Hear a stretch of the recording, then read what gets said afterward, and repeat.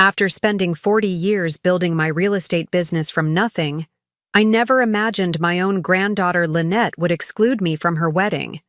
I'd helped raise her after my daughter Victoria's divorce, but once Lynette met her fiancé's wealthy family, I became an embarrassment.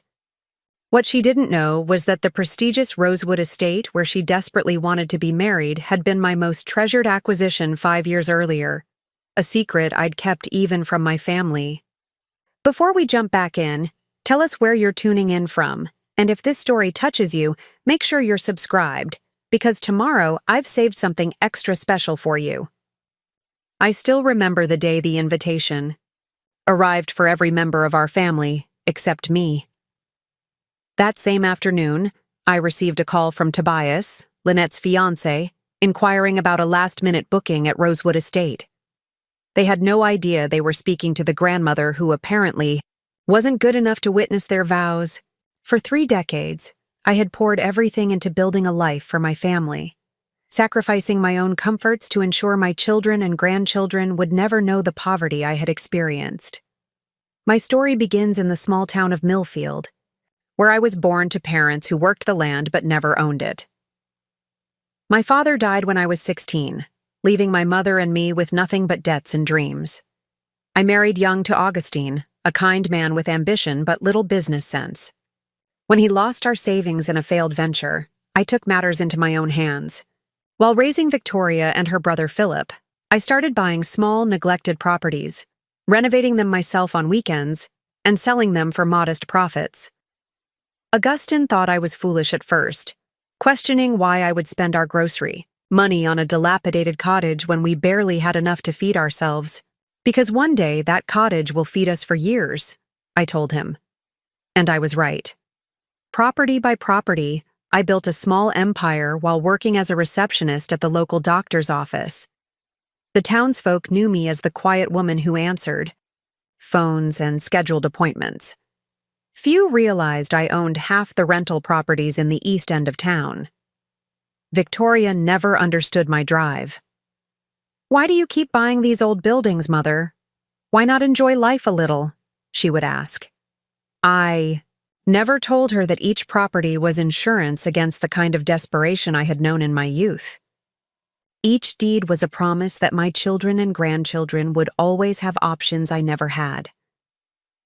When Victoria's marriage to Gerard fell apart, I was there to help raise Lynette while Victoria rebuilt her life. Those years were precious to me. Teaching Lynette to bake in my kitchen, helping with her homework at my dining table, listening to her teenage dreams while we painted the walls of my newest acquisition together. "Grandma," she once said while we scraped old wallpaper, "I want to be just like you when I grow up." How quickly those sentiments would change. As Lynette entered her 20s, she began to distance herself from me. The properties I owned were no longer charming projects we worked on together, but embarrassing reminders of her grandmother's common background. When she met Tobias Harrington, whose family owned a chain of luxury hotels, the transformation was complete. Suddenly, my granddaughter, who once proudly helped me install kitchen cabinets, now winced when I mentioned my latest renovation. I saw less and less of her, receiving occasional phone calls that grew shorter and more perfunctory. Then came the dinner at Victoria's house last Christmas, where Lynette announced her engagement, deliberately avoiding my gaze as she described the lavish wedding they were planning. "We're trying to book Rosewood Estate," she gushed to the table. "Tobias's parents know the owners. Well, they think they do." I nearly choked on my wine. 5 years earlier, I had purchased Rosewood through a holding company, keeping my ownership private to avoid the social complications that came with being known as the landlady in our small town. The elegant Georgian mansion on 50 acres of manicured gardens had been my most significant investment, one I'd made thinking it might someday host family weddings. I never imagined I would be excluded from the first one. After dinner, I overheard Lynette whispering to her mother in the kitchen. "Mom, you have to help me with Grandma. You know how she is. She'll show up in one of her thrift store dresses talking about plumbing fixtures and property values." Tobias's family are sophisticated people. His mother is on the board of the symphony. For heaven's sake, Victoria's response surprised me. Lynette, your grandmother built everything we have.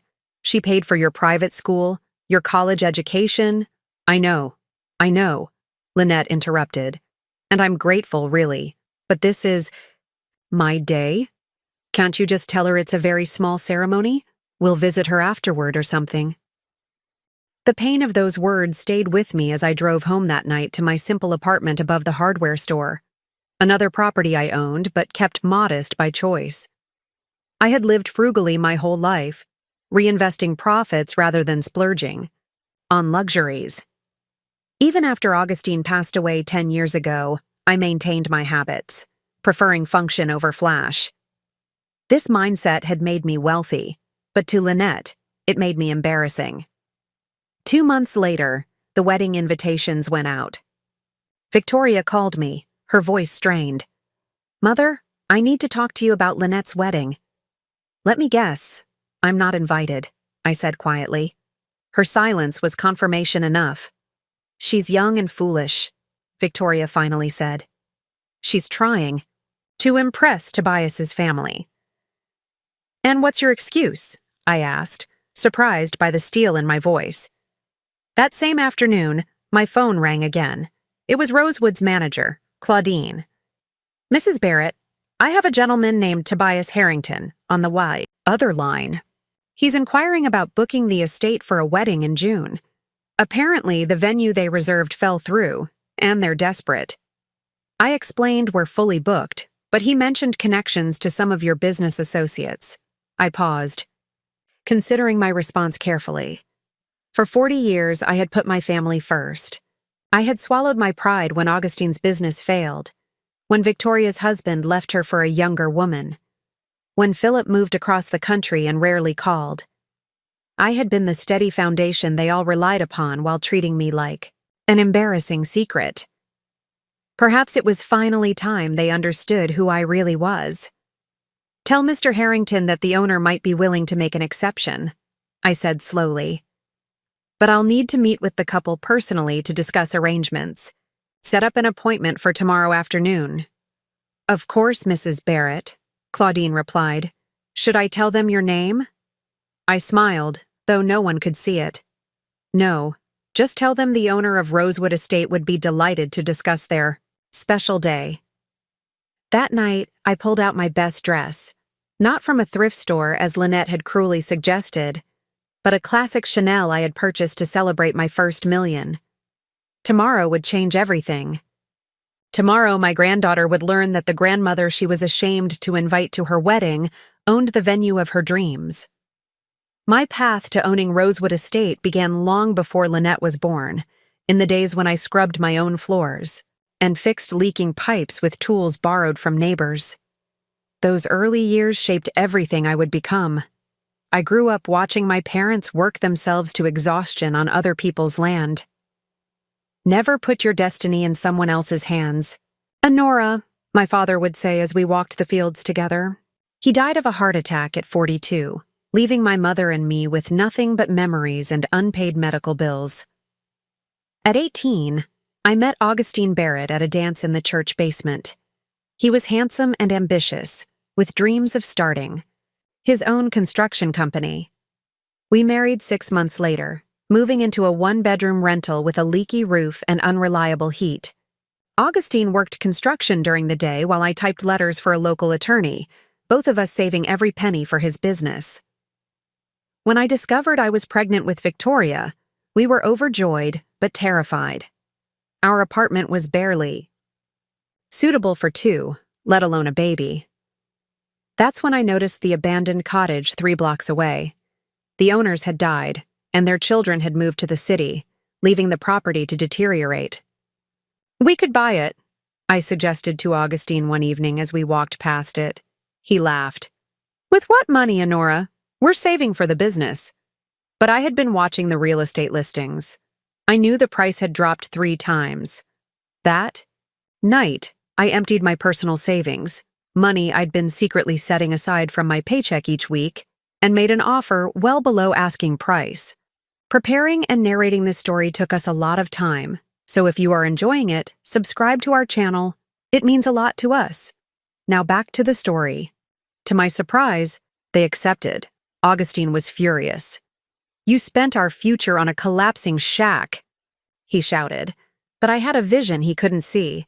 For 6 months, I spent every evening and weekend at that cottage. I learned to replace broken windows from a library book, to patch plaster from the elderly handyman at the hardware store. By the time Victoria was born, we had a modest but solid home of our own. 2 years later, I sold it for twice what we'd paid and bought 2 more properties needing work. Augustine's construction business floundered despite his hard work. He couldn't manage the finances, couldn't price jobs properly. Meanwhile, I was pregnant with Philip and worried about our future. When Augustine lost our savings on a large project where the client went bankrupt, I made a decision that would define our marriage. "I'll handle the money from now on," I told him quietly one night after the children were asleep. "You build, I'll manage." His pride was wounded, but he couldn't argue with my results. While raising Victoria and Philip, I continued buying neglected properties, learning every aspect of renovation hands-on. Augustine and his crew would help with the major work, but I was there every step of the way, hanging drywall, installing kitchen cabinets, painting until midnight. The children grew up amid the smell of sawdust and fresh paint. Victoria complained about spending weekends at work sites while her friends went shopping. Philip, however, absorbed everything, following Augustine around with a toy hammer, later working summers with the crew. By the time Victoria was in high school, we owned 12 rental properties, all managed by me.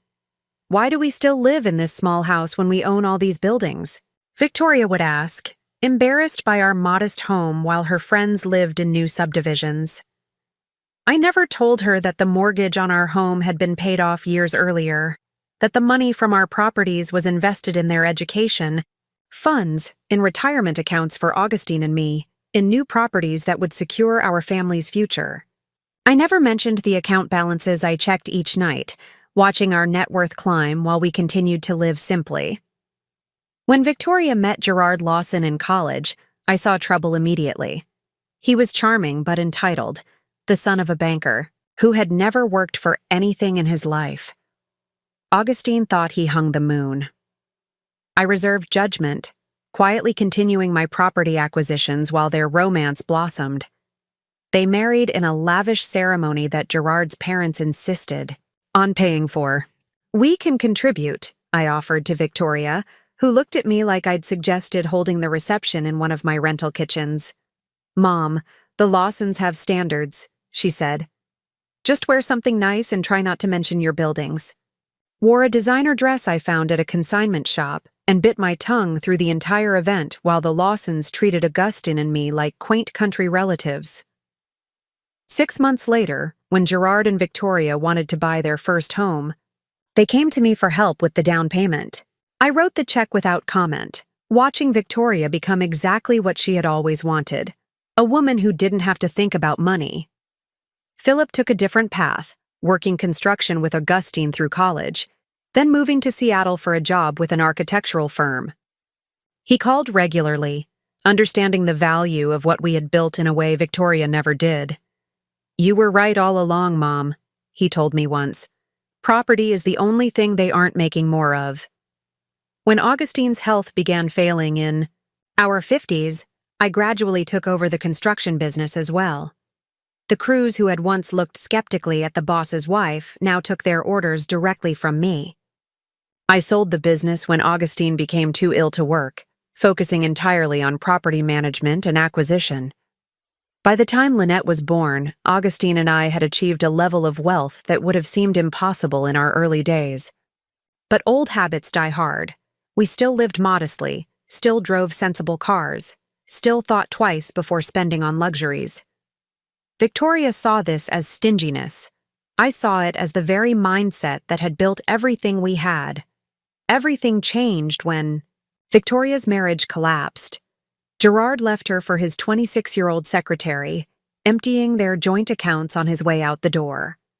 Victoria arrived at our doorstep one rainy night, 3-year-old Lynette in tow, mascara streaming down. Her face. "He said I was boring," she sobbed as Augustine made tea. "He said I cared more about appearances than passion."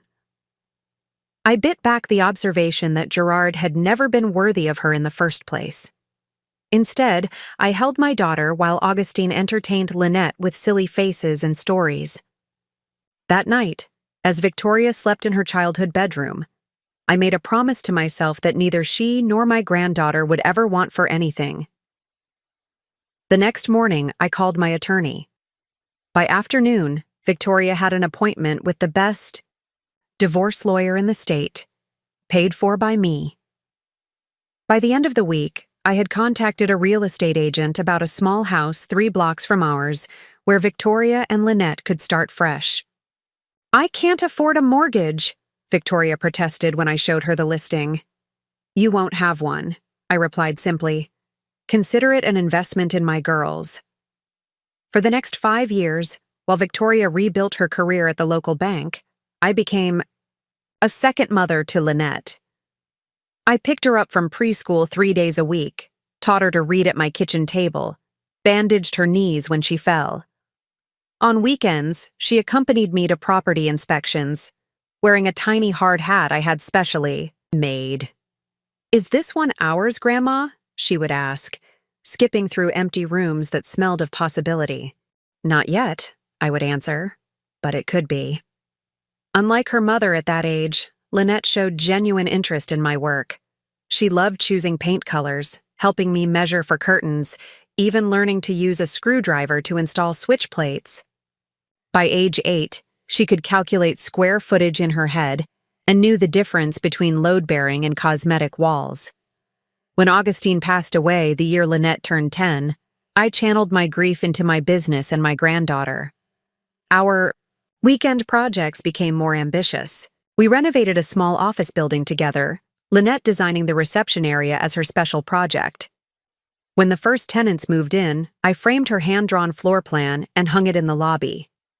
"When I grow up," she told me solemnly at 12, "I want to build beautiful places like you do, Grandma." Those were the golden years, working side by side with my granddaughter, watching her confidence grow along with her skills.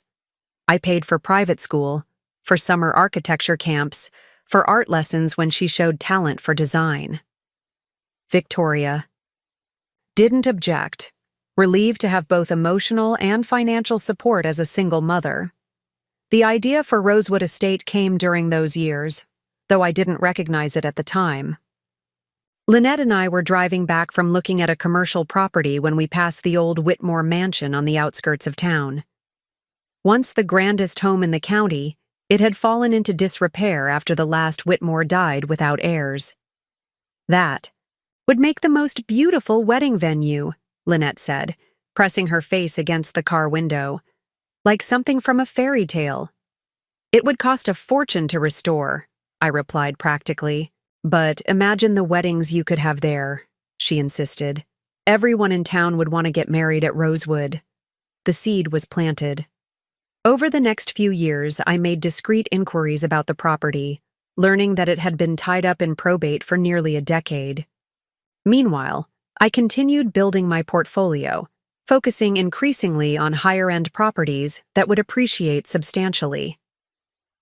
Lynette's transformation began during her sophomore year of college. She'd chosen to attend the prestigious Langford University, 2 hours away, close enough to visit, but far enough to experience independence. I'd paid her tuition in full, set up a modest monthly allowance, and helped her find a comfortable apartment near campus. Victoria worried I was spoiling her, but I saw it as an investment in her future. "She needs to focus on her studies," I told Victoria. "Not on working part-time jobs like we did." For the first year, Lynette called weekly, visited monthly, and continued to show interest in my latest projects. She was studying interior design with a minor in business. A perfect combination for eventually joining my company, I thought. During winter and summer breaks, she still accompanied me to properties, offering increasingly sophisticated insights about layouts and finishes. Then came the alumni gala. Victoria couldn't attend, but I gladly accompanied Lynette to the black tie event where students networked with successful graduates. I wore a simple but elegant black dress, designer but understated, as was my way. Lynette seemed uncharacteristically nervous as we entered the grand ballroom. "There are some really important people here, Grandma," she whispered. "The Harringtons might be here. They own like half the luxury hotels on the East Coast." I squeezed her hand reassuringly. "Just be yourself. You have nothing to prove to anyone." But I soon realized Lynette had other ideas about the evening. When introduced to the dean of the design school, she mentioned her family's interest in real estate, but quickly steered the conversation toward her coursework, never once mentioning the practical experience she'd gained working alongside me.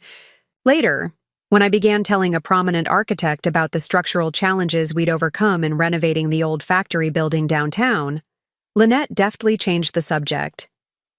"Grandma loves her little projects," she said with a laugh that made my heart contract. "I'm more interested in large-scale commercial design. Little projects." The factory renovation had been a $3.2 million undertaking that had transformed an abandoned industrial eyesore into the most sought-after office space in town.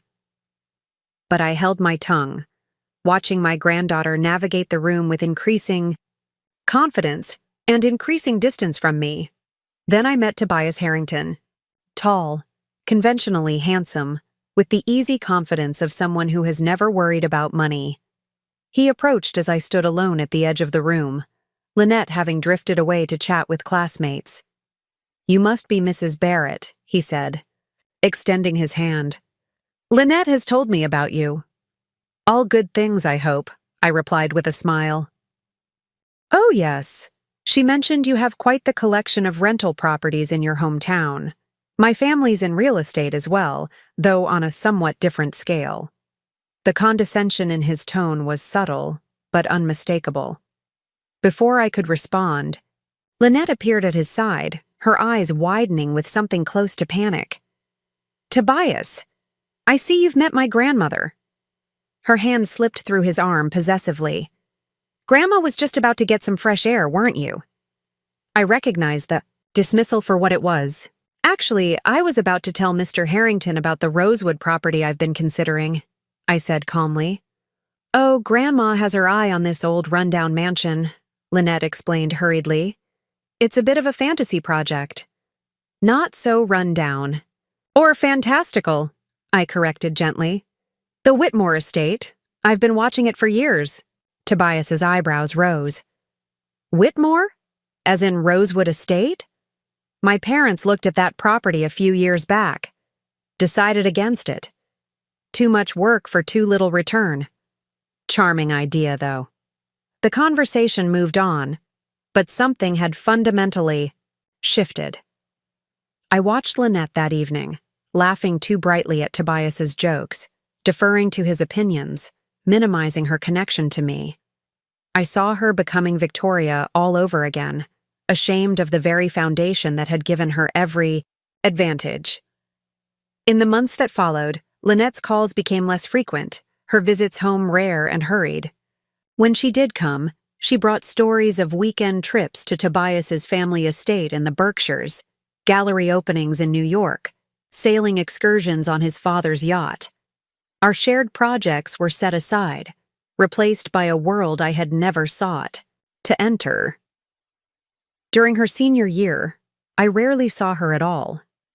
The few times we spoke, she seemed distracted, mentioning internship opportunities at prestigious firms, always somehow connected to Tobias's family connections. I continued to pay her expenses without comment, watched from a distance as she was gradually absorbed into the Harrington orbit. Meanwhile, I channeled my disappointment into action. After years of waiting, the Whitmore property, Rosewood Estate, finally became available. The price was steep even for me, but I saw potential others missed. I created a holding company to purchase it, hiding my ownership behind layers of corporate paperwork. It wasn't that I was ashamed of owning it. I simply preferred to keep my business affairs private, as I always had. For 2 years, I poured resources into restoring Rosewood to its former glory. I hired the best historical preservationists, landscape architects, and craftsmen. What had once been a decrepit mansion became a stunning estate, with formal gardens, a renovated carriage house, and interiors that balanced historical accuracy with modern comfort. The ballroom, with its soaring ceilings and wall of French doors, opening onto a stone terrace, was breathtaking. When local wedding planners approached about using the estate as a venue, I recognized an opportunity.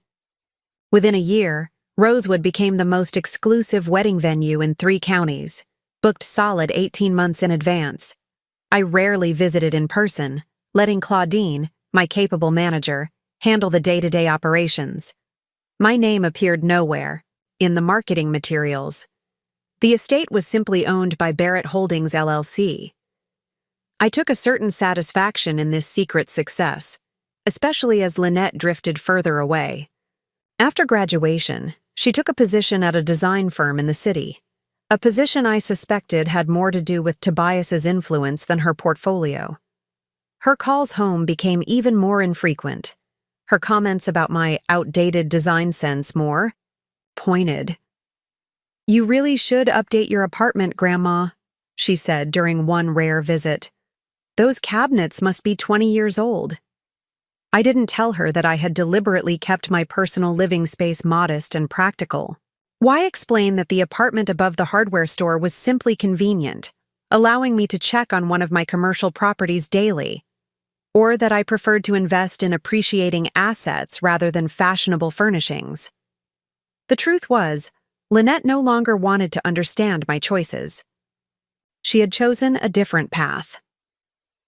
Then came the Christmas dinner at Victoria's house, where Lynette announced her engagement to Tobias with a ring that could have paid for one of my first houses.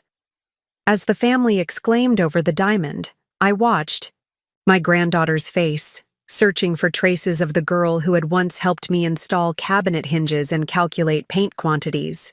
Instead, I saw a stranger, one who carefully avoided my eyes as she described the lavish wedding they were planning at Rosewood Estate. The wedding invitations arrived on a Tuesday in early April. Victoria called that evening, her voice unnaturally bright as she described the heavy cream envelopes with gold foil lettering. "So elegant, Mother. Lynette said they cost nearly $30 each." "I'm sure they're lovely," I replied, waiting for her to acknowledge what we both knew, that my invitation was conspicuously absent. The silence stretched between us before Victoria finally sighed. "Mother, about the wedding." "I noticed I haven't received an invitation," I said quietly, saving her the discomfort of having to explain. "It's not what you think," Victoria began, though we both knew it was exactly what I thought. "Lynette and Tobias are keeping it very intimate. His parents have certain expectations about the guest list. And those expectations don't include the bride's grandmother?" Victoria's voice dropped to a whisper. "The Harringtons are very particular about appearances. Tobias's father is a state senator now, and his mother chairs 3 different charitable foundations. They're inviting some very prominent people, and I'm not prominent enough," I finished for her. The pain was sharp but not surprising. I had watched this transformation happening for years, my granddaughter slowly severing ties with the parts of her life that didn't fit her new image. "It's not that," Victoria protested weakly. "It's just that Lynette feels you might not be comfortable in such formal surroundings. You've always preferred simpler gatherings." I almost laughed at the absurdity. I, who had negotiated multi-million-dollar real estate deals and managed a portfolio of properties that would make most investors envious, was supposedly too unsophisticated for a wedding reception. "I see," was all I said. "Mother, please understand. This is important to Lynette. The Harringtons are opening doors for her career that would normally take years to access. At the cost of her integrity," I observed. "That's unfair," Victoria said, her voice hardening. "She's just trying to fit into their world." "By pretending she doesn't come from ours," I replied. We ended the call with artificial pleasantries, both aware of the fracture that had just widened between us. After hanging up, I sat at my kitchen table, absently tracing the small scratch in the wood where Lynette had once pressed too hard with her pencil while doing homework. The same table where I'd taught her to measure ingredients for cookies, where we'd spread out blueprints for our weekend projects, where she'd once proudly announced she wanted to be just like me when she grew up. I might have let it go, might have accepted the exclusion with quiet dignity, sent a generous gift, and waited for Lynette to eventually realize what she had thrown away. But fate had other plans. The next morning, Claudine called from Rosewood Estate. "Mrs. Barrett, we have a situation with a wedding booking. The Harrington Barrett wedding in June?" They had originally booked the Sanderson Hotel downtown, but apparently, there's been a major plumbing issue that won't be resolved in time. They're now desperate to book Rosewood, but as you know, we're completely reserved through September. I felt a cold clarity settle over me. "The Harrington Barrett wedding," I repeated slowly. "That would be Tobias Harrington and Lynette Barrett?" "Yes, that's right," Claudine confirmed. I explained we're fully booked, but Mr. Harrington was quite insistent. He mentioned his father knows Senator Gladwell, who apparently attended an event at Rosewood last fall and is an investor in some of your other properties. Of course.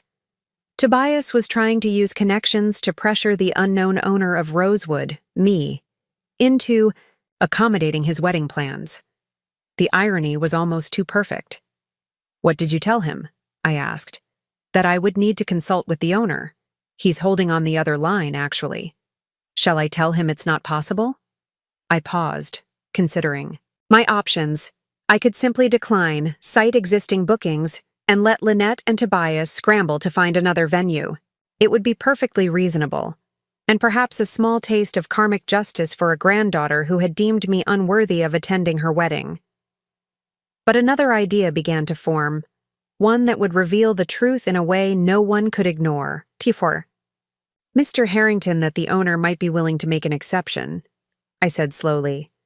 "But I'll need to meet with the couple personally to discuss arrangements. Set up an appointment for tomorrow afternoon." "Of course, Mrs. Barrett," Claudine replied. "Should I tell them your name?" "No," I said after a moment. "Just tell them the owner of Rosewood Estate would be delighted to discuss their special day." After hanging up, I walked to my closet and pushed aside the practical clothes I wore for property inspections and tenant meetings. At the back hung the few designer pieces I had allowed myself over the years. Investments for important business negotiations rather than everyday wear. I pulled out a cream Armani suit I had purchased for signing the Rosewood deal but had never worn. Tomorrow would be its debut. That evening, my phone rang repeatedly. Victoria, then Lynette, then Victoria again. I let the calls go to voicemail, listening as their messages grew increasingly excited about the possibility of securing Rosewood Estate after all. Not once did either of them mention my exclusion from the wedding. Not once did they connect the dots between my surname and the mysterious owner of Rosewood who might accommodate their last-minute request. "Grandma, it's Lynette. I have amazing news. The owner of Rosewood Estate might let us book for June. Tobias says it's practically unheard of. We have a meeting tomorrow with the owner. I'm so nervous. This place is absolutely perfect. I've dreamed of getting married there since I was a little girl. Call me back when you get this." I smiled sadly at the irony. She had indeed first dreamed of Rosewood as a wedding venue when she was little, sitting beside me in my car, imagining its potential long before I had transformed that potential into reality. Now she would see it through adult eyes, never knowing how her childhood dream had influenced my decision to purchase and restore the estate. In bed that night, I thought about what tomorrow would bring. The shock on Lynette's face when she realized who owned the venue she coveted. The awkward explanations she would have to make to Tobias and his family. Part of me felt a guilty anticipation at the comeuppance, but mostly I felt a profound sadness. When had my sweet, curious granddaughter, the one who had once been so proud of our shared projects, become someone who would exclude me from one of the most important days of her life? As I drifted toward sleep, I wondered if tomorrow's revelation would bridge the growing chasm between us or widen it beyond repair. Either way, the truth would finally be laid bare. I barely slept that night.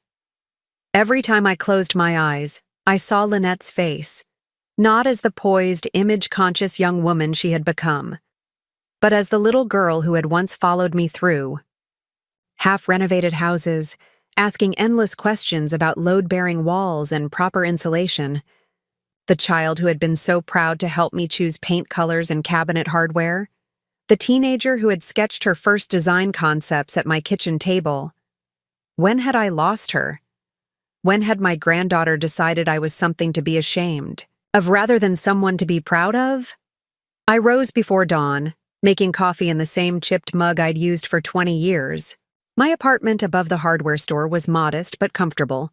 Hardwood floors I had refinished myself, kitchen cabinets I had installed with Augustine before his health failed, windows that overlooked the town square where I had built or renovated nearly half the buildings. This was my world, the one I had created through decades of hard work and careful investment. The one Lynette now found embarrassing.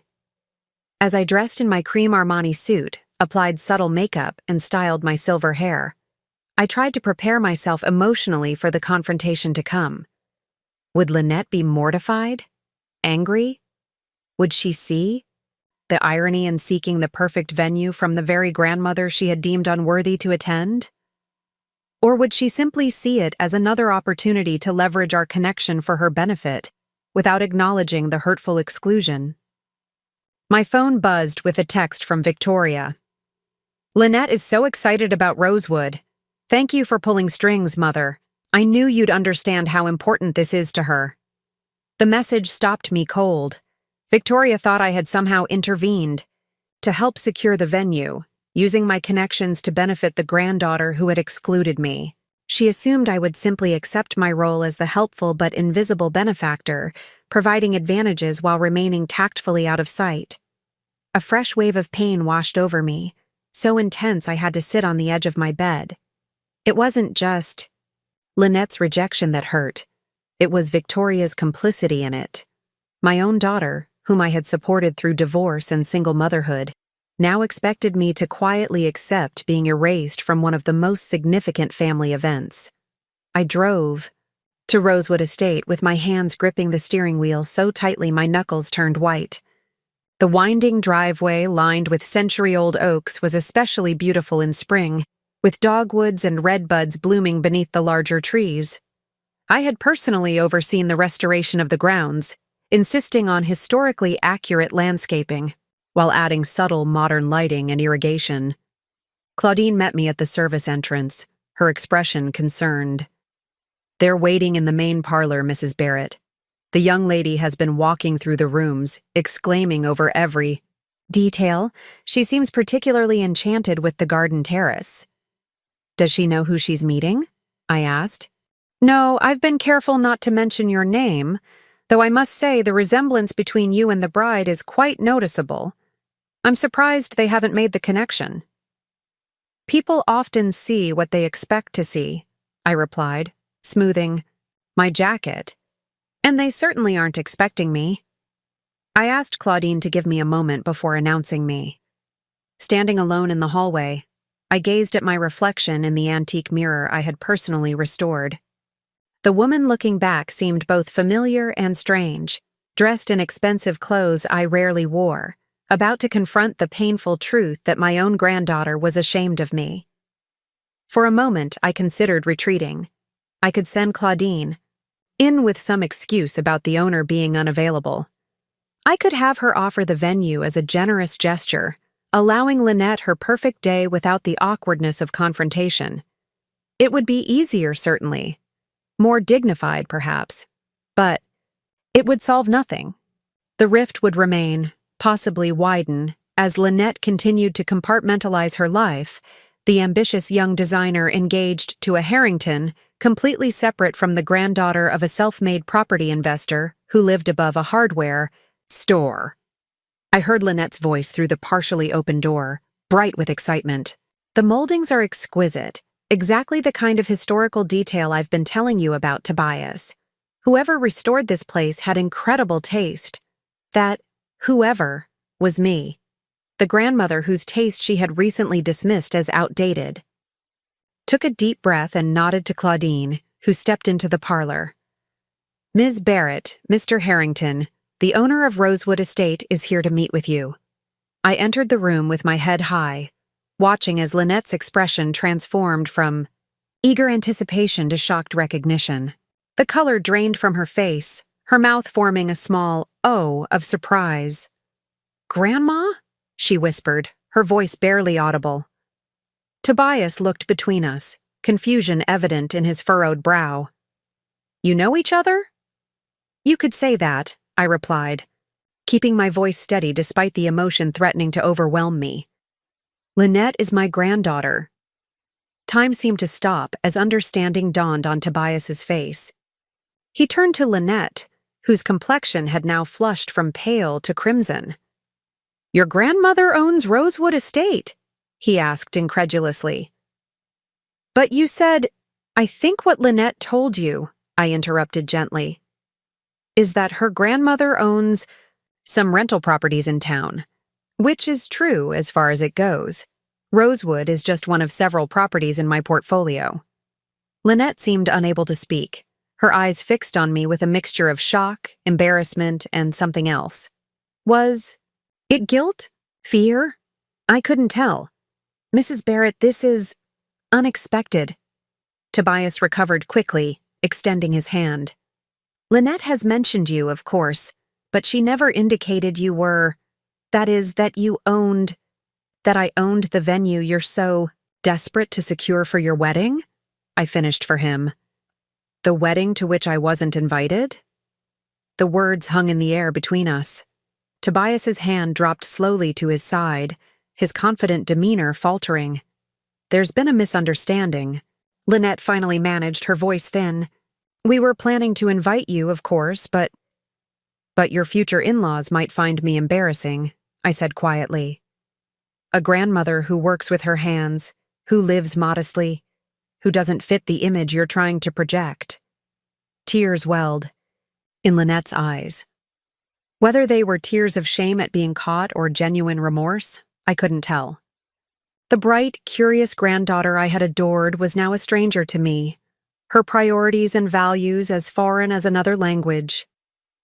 In that moment, with the sunlight streaming through the restored Victorian windows I had personally sourced from a salvage yard, the full weight of her rejection hit me. This wasn't just about a wedding invitation. It was about a fundamental denial of who I was, who we were together. It was a repudiation of everything I had built, everything I had taught her, everything we had once shared. "I think," I said after a long silence, "that we have a lot to discuss about your wedding plans." After the initial shock of our meeting at Rosewood, I suggested we continue our conversation the following day. Lynette needed time to process the revelation, and I needed space to collect my thoughts. Tobias, ever the diplomat, agreed that everyone could use a moment to regroup, as he put it. "We'll call you tomorrow, Mrs. Barrett," he said smoothly, guiding a still stunned Lynette toward the door. "Perhaps we can discuss this over lunch." I nodded, maintaining my composure until their car disappeared down the long driveway. Only then did I allow my shoulders to slump, the weight of the confrontation finally settling fully upon me. "Are you all right, Mrs. Barrett?" Claudine asked, concern evident in her voice. "I will be," I assured her, though I wasn't entirely convinced.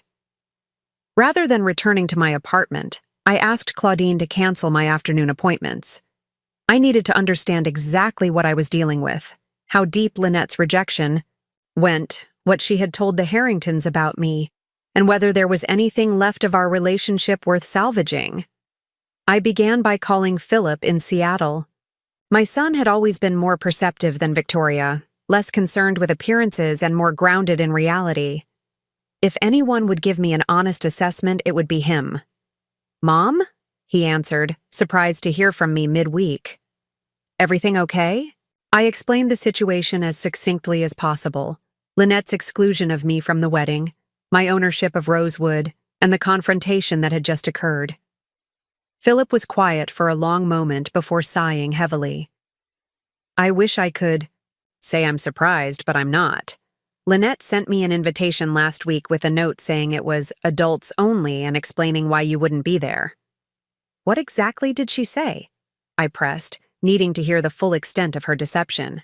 That you were having mobility issues and wouldn't be comfortable at such a formal event, Philip said reluctantly. That you and she had discussed it, and you were relieved not to have to attend. The lie stung worse than the exclusion itself. Not only had Lynette decided I was unworthy of attending her wedding, but she had fabricated a story to justify my absence to other family members. Mom, I should have questioned it, Philip continued, regret evident in his voice. But Jamie and I have been so caught up in the adoption process, and Lynette sounded so convincing. I'm sorry.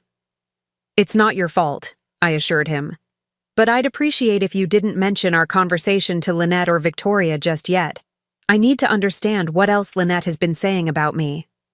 After promising to visit soon, Philip ended the call, leaving me with a hollow feeling in my chest. What other lies had Lynette told to erase me from her narrative? My next call was to my old friend Meredith, whose granddaughter was in the same social circle as Lynette. Meredith had been my confidant since our children were in elementary school together, one of the few people who knew the true extent of my business success. Nora, what perfect timing! I was just about to call you, Meredith exclaimed. I ran into Lynette at the country club yesterday. She was having lunch with Tobias's mother and some of the ladies from the hospital board. The country club? I repeated, surprised. Lynette had never shown interest in country club activities before. Yes, she's joined the Young Professionals Committee there. Didn't she tell you? No, I said simply. We haven't been in close contact lately. Did she happen to mention me? Meredith hesitated, which told me everything I needed to know. Well, one of the ladies asked about her family background, and she mentioned her mother works at First National Bank. When Mrs. Harrington asked about her father's side, Lynette said her paternal grandparents were both deceased, and her maternal grandmother had been a receptionist who was now retired and living quietly. A receptionist, living quietly. Not a lie, exactly, but so far from the whole truth that it might as well have been.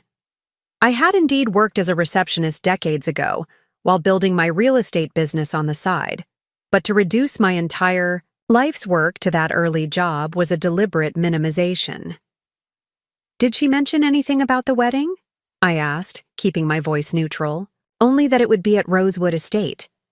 Mrs. Harrington seemed quite impressed that they'd secured it, said her husband had tried to buy the property years ago, but couldn't reach an agreement with the owners. Lynette looked quite pleased with herself. After ending the call with Meredith, I drove to Victoria's house, not to confront her but to observe. I parked down the street, watching as Victoria arrived home from work. The house, which I had helped her purchase after the divorce, was modest but in an upscale neighborhood, perfect for a bank manager's salary. What struck me now was how she hurried inside without acknowledging the elderly neighbor watering his garden, how she carried herself with a stiffness that reminded me of how she had been after marrying Gerard. As twilight settled over the neighborhood, I saw Lynette's car pull into the driveway. She and Victoria embraced briefly before hurrying inside, their body language suggesting urgency. I could imagine the conversation. Lynette explaining the shocking discovery that her grandmother owned Rosewood, Victoria expressing disbelief, or perhaps calculating how this might actually work to their advantage. I drove to my building downtown, but instead of going up to my apartment, I entered the small office on the ground floor that served as headquarters for Barrett Properties. It was after hours, but my assistant Anita was still there, organizing files for our upcoming tax preparations. Mrs. Barrett, I wasn't expecting you this evening, she said, looking up from her desk. I need to see something, Anita. Can you pull the files on all the properties I've purchased for Victoria and Lynette? And the education accounts? Anita raised an eyebrow but didn't question further. She had been with me for 15 years and knew most of my family's financial arrangements. Within minutes, she had laid out the relevant folders on the conference table. I spent the next 2 hours reviewing the documentation of my financial support for my daughter and granddaughter over the years. Victoria's house, purchased outright, in my name, and transferred to her for a nominal sum. Lynette's education fund, which had paid for private school, and her entire college education without loans. The startup funds I had set aside for Lynette's eventual design business, which she had never asked about. The trust that would one day make both of them independently wealthy, which they knew nothing about. It wasn't that I needed reminders of. My generosity, I had never kept score or expected gratitude. But I needed to understand the full context of Lynette's rejection. She wasn't just excluding a grandmother with unfashionable clothes or embarrassing mannerisms.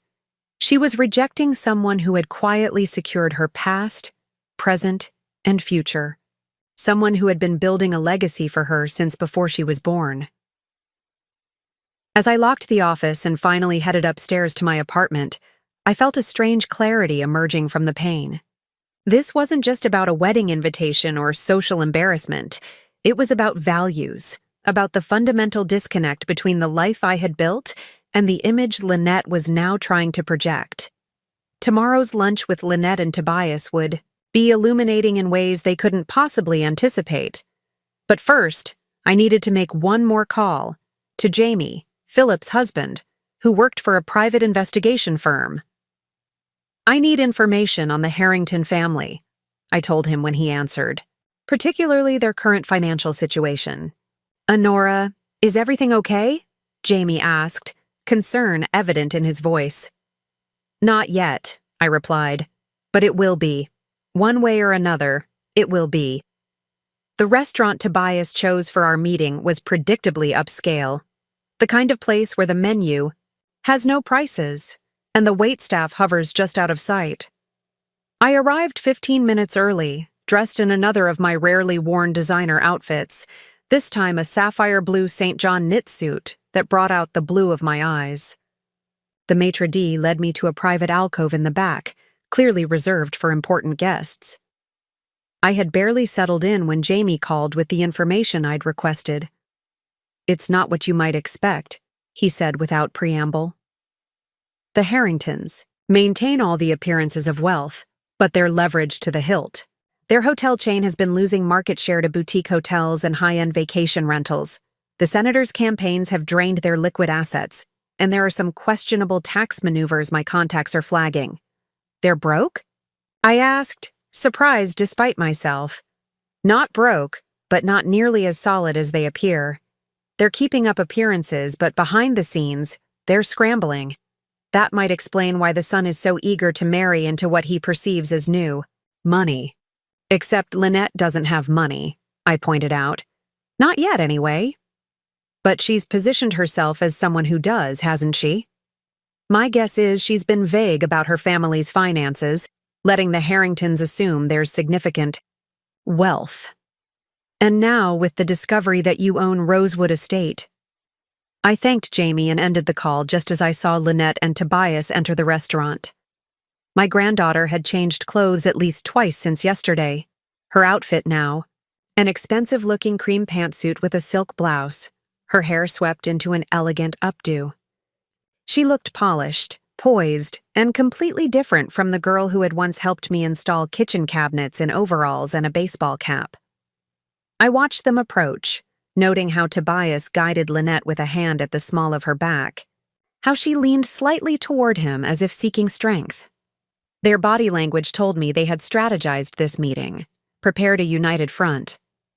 "Grandma," Lynette said as they reached the table, leaning down to kiss my cheek, a gesture so formal and artificial it made my heart ache. "You look lovely." "Thank you," I replied, gesturing for them to sit. I thought the occasion warranted something special. "Mrs. Barrett," Tobias began smoothly, once we had ordered drinks, "I want to apologize for yesterday's awkwardness. Had we known you owned Rosewood Estate, you would have invited me to the wedding. I finished for him, my tone mild but direct. He had the grace to flush slightly. There's been a misunderstanding about the guest list. Lynette and I were planning to discuss it with you, actually. I raised an eyebrow, waiting for Lynette to speak. She fidgeted with her water glass, avoiding my gaze.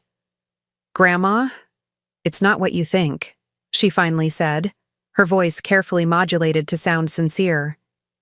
We were trying to keep the ceremony very small, just immediate family and a few close friends. Your brother and his husband received invitations, I pointed out. As did your mother, your cousins from your father's side, and judging by the number of invitations Victoria mentioned, at least 100 of the Harringtons' closest acquaintances. Lynette flushed. That's different. Tobias's family has certain obligations. Political connections. I nodded understandingly.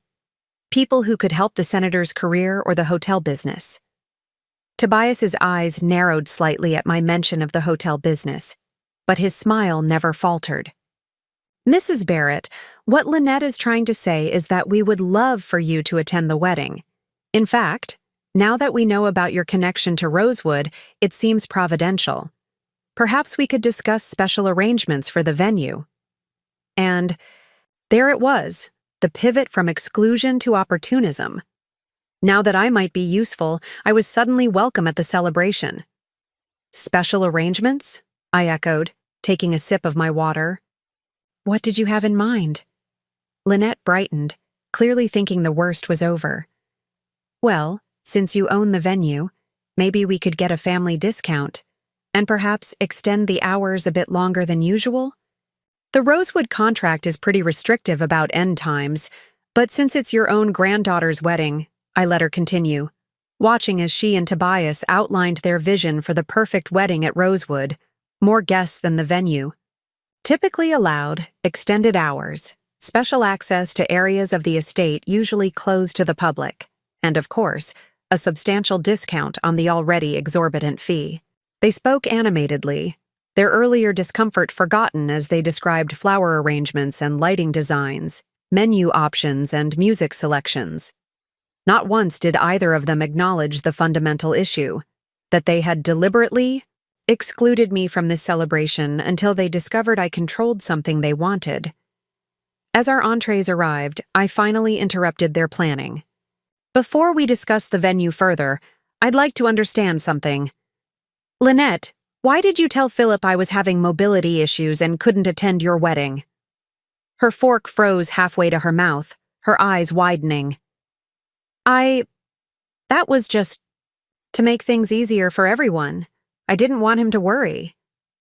And why did you tell Meredith's granddaughter that both your paternal grandparents were deceased and I was a retired receptionist, living quietly? Tobias shot Lynette a quick glance, clearly surprised by this information. I never said. Lynette began to deny, then stopped, realizing I wouldn't have mentioned it without certainty. That was just simplified for casual conversation. You know how people ask questions without really wanting detailed answers. I see, I said, folding my napkin carefully. And which version of me were you planning to present at the wedding, now that I'm invited? The infirm grandmother who can't navigate a formal event? The retired receptionist with no accomplishments worth mentioning? Or the owner of Rosewood Estate, suddenly worthy of acknowledgement? The facade cracked then, just slightly. Lynette's carefully maintained poise faltered, her eyes filling with tears that I suspected were as much from frustration as remorse. Grandma, that's not fair. I've been under so much pressure with the wedding planning and my career and meeting Tobias's family's expectations that apparently couldn't accommodate your grandmother as she actually is, I finished for her. Tobias cleared his throat, clearly trying to salvage the situation. Mrs. Barrett, whatever misunderstandings have occurred, I'm sure we can move past them. Family is important to both Lynette and me. In fact, my parents are very eager to meet you now. Now that they know I own Rosewood, I added. Now that they know you're a successful businesswoman, he corrected smoothly. Your achievements should be celebrated, not hidden. I almost admired his ability to pivot so effortlessly, to reframe Lynette's deception as a simple oversight now happily corrected.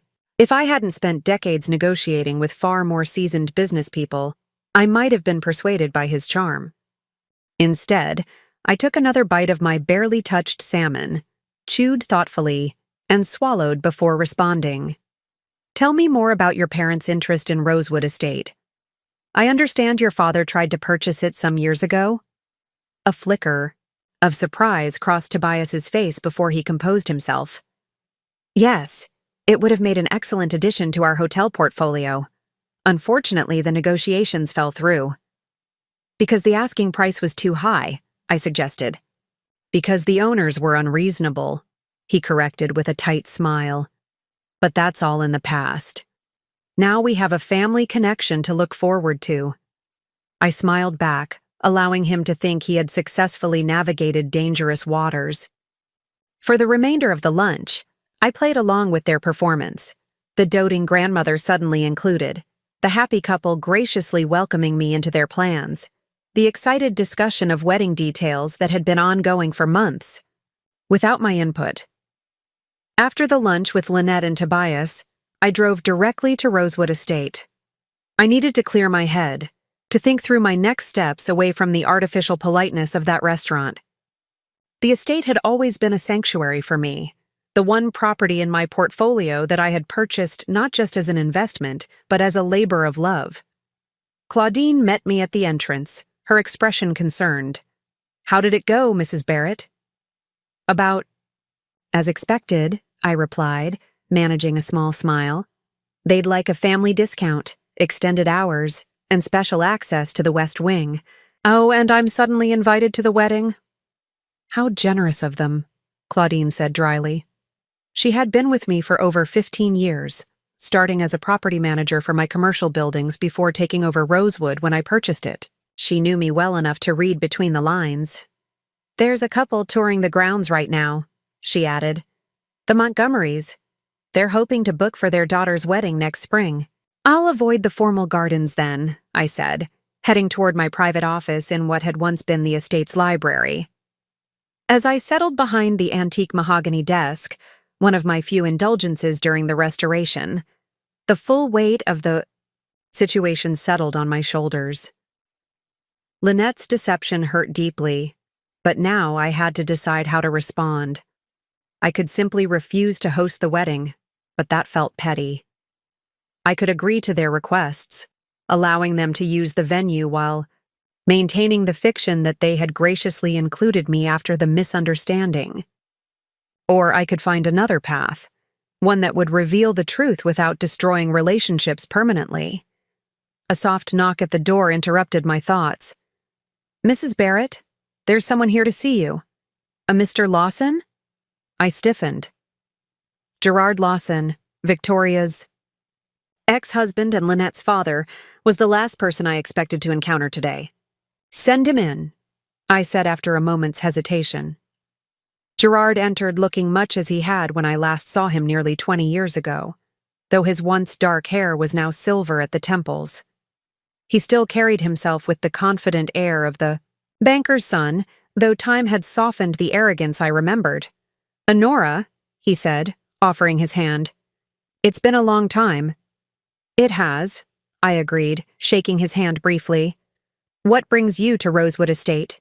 "Lynette called me," he said, settling into the chair across from my desk without being invited. She was quite upset. About being caught in a lie, or about discovering her grandmother owns the venue she's desperate to book? I asked, more sharply than I intended. Gerard had the grace to wince. Both, I imagine, though she framed it rather differently. "I'm sure she did." He studied me for a moment before leaning forward. "Honora, I didn't come here to defend Lynette's actions. What she did was wrong, but I did come to offer some context that might help you understand." I raised an eyebrow, waiting. "When Victoria and I divorced, you stepped in completely. You provided financially, emotionally, You became the stable force in Lynette's life while Victoria and I were falling apart. You taught her practical skills, values, a work ethic I frankly wish I had instilled. But, I prompted, sensing where this was heading. But I also failed her in important ways, Gerard admitted. After the divorce, I was inconsistent. When I did see her, I compensated for my absence with extravagance, expensive gifts, fancy restaurants, trips abroad when I could afford them. I wanted her to have the lifestyle I grew up with, the one I thought I'd always provide. You spoiled her, I translated. I created an impossible standard, he corrected.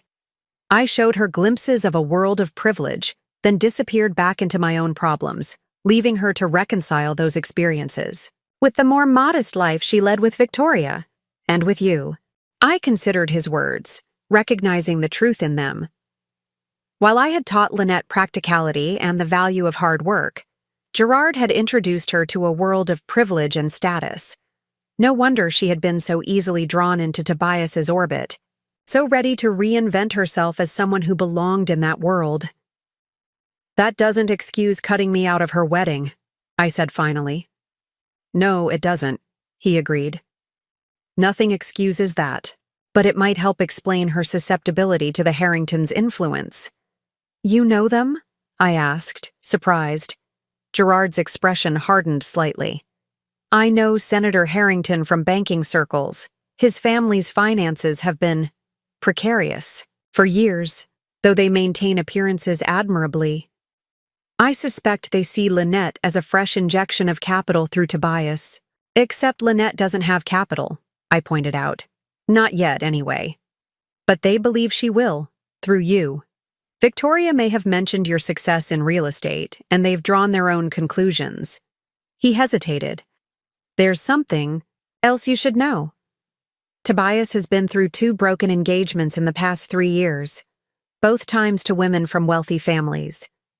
This was new information, something Jamie hadn't uncovered. You think he's pursuing Lynette for financial reasons? I think the Harringtons have expectations about who their son marries, and those expectations involve financial stability the family increasingly lacks. We sat in silence for a moment, the implications settling between us. Finally, I asked the question that had been nagging at me since his arrival. Why are you telling me this, Gerard? After 20 years of minimal contact with Lynette, why involve yourself now? He looked down, seemingly gathering his thoughts before meeting my gaze again. Because I failed her once, and I don't want to fail her again. Because despite our differences, I know you've always wanted what's best for her.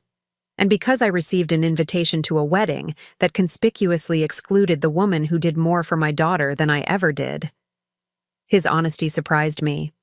The Gerard I remembered had been too proud to acknowledge others' contributions, too focused on appearances to admit his own shortcomings. I'm not asking you to forgive Lynette's behavior, he continued, but I am asking you to help me make sure she doesn't make a mistake she'll regret for the rest of her life. If she's marrying Tobias for the right reasons, fine. But if she's being manipulated or manipulating herself into a marriage based on false pretenses and social climbing, she deserves better. What exactly are you proposing?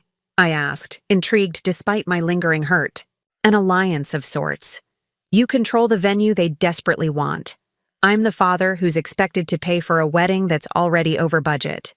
Together, we might have enough leverage to at least slow things down, to create space for Lynette, to reconsider her choices, all of her choices. I studied him, looking for signs of the entitled, dismissive man who had once treated me as irrelevant. Instead, I saw genuine concern, regret, and a humility that years and perhaps failures had taught him. I have a meeting with Tobias's parents tomorrow, I said finally. They've suddenly decided they want to meet the grandmother Lynette never mentioned. Gerard smiled slightly. Of course they do. Now that they know you own Rosewood Estate? Exactly. I think it's time the Harringtons and Lynette understand exactly who they've been dismissing. I paused, considering the possibilities this unexpected alliance offered. Are you free tomorrow afternoon, Gerard? I think the senator and his wife might benefit from meeting both of Lynette's supposedly estranged parents at once. His smile widened to a grin that reminded me, oddly, of Lynette as a child. I wouldn't miss it for the world, Honora. Just tell me when and where. As Gerard left, I felt a renewed sense of purpose. The hurt remained, but now it was channeled towards something constructive, not revenge but revelation. It was time for the facades to fall, for truth to emerge, however uncomfortable it might be. I picked up my phone and called Claudine. I need you to arrange something special for tomorrow's meeting with the Harringtons. And please call Philip. See? If he and Jamie can fly in by the weekend, this wedding situation is about to get interesting. That evening, I sat in my apartment above the hardware store, surrounded by photo albums I hadn't opened in years. Pictures of Victoria as a child helping Augustine measure lumber. Philip's first summer working construction. Lynette in her tiny, hard hat, proudly holding a paintbrush next to a wall we had painted together. What had happened to that curious, enthusiastic child who had once been so proud to learn from me? When had my values and knowledge transformed from precious wisdom to embarrassing reminders of a background she wanted to escape? My phone buzzed with a text from Victoria. Mother, Lynette told me about lunch. I'm so glad you've worked things out. The wedding will be perfect at Rosewood. I set the phone down without replying. Victoria's willingness to overlook her daughter's deception and her own complicity in it, for the sake of securing the venue, was telling. Like Lynette, she saw my discovery as a fortunate turn of events rather than a painful revelation of their true feelings. As midnight approached, I made my decision. Not in anger or revenge, but with the clarity that comes from recognizing a fundamental truth. I had allowed myself to be taken for granted for far too long. I had worked in the shadows, providing financial security and practical support while asking little in return. I had accepted being marginalized, being treated as the embarrassing relation whose contributions were welcome, but whose presence was not. No more. I spent the next few hours at my desk, working methodically through files and making notes. By dawn, I had a clear plan, not to punish Lynette or humiliate the Harringtons, but to ensure that whatever happened next would be based on truth rather than illusion. My first call was to my attorney, Harold, who had managed my legal affairs for decades. I need some documents drawn up immediately, I told him, explaining my requirements in detail. Are you sure about this, Honora? He asked when I had finished. It's quite a significant restructuring. I've never been more certain, I replied. How quickly can you have the papers ready? For you, by this afternoon. But I want to register my professional concern. These changes are substantial. Noted, I said, but they're necessary, and long overdue. Next, I called Claudine to finalize arrangements for the afternoon meeting with the Harringtons at Rosewood. I wanted everything perfect, not to impress them, but to establish the context for what would follow. The West Parlor, I think, I told her. And please have refreshments ready. The good china and silver, fresh flowers from the cutting garden.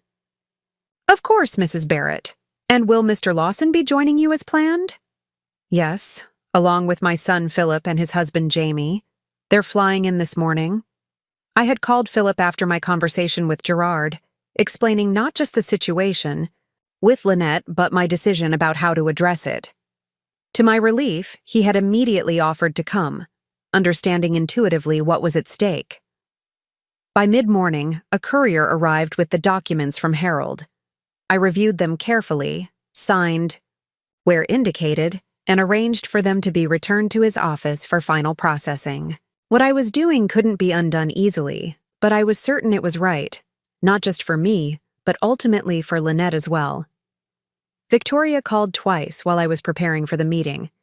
I let both calls go to voicemail, not ready yet to face her explanations or excuses. Whatever Victoria thought she understood about the situation, she was missing the central point. This wasn't about a wedding venue or an invitation. It was about respect, honesty, and the values I had tried to instill in my family. I dressed with particular care, choosing a tailored navy dress that conveyed authority without ostentation. I added my mother's pearls, the one heirloom she had been able to leave me, and a simple gold bracelet Augustine had given me for our 30th anniversary. These tokens of my past seemed especially important today as I prepared to shape my future, and perhaps Lynette's as well. As I drove to Rosewood, I found myself unusually calm. The hurt remained, of course. That wouldn't disappear overnight. But it had been channeled into resolve, into a determination to address the underlying issues rather than merely the symptoms. Philip and Jamie were waiting in the driveway when I arrived, having come directly from the airport. Philip embraced me warmly, his tall frame still reminiscent of Augustine's despite the silver threading through his dark hair. "Mom, you look formidable," he said with a smile. "The Harringtons won't know what hit them." "This isn't about hitting anyone," I reminded him. "It's about clarity." "And truth," Jamie added, kissing my cheek, "which some people find more devastating than any blow."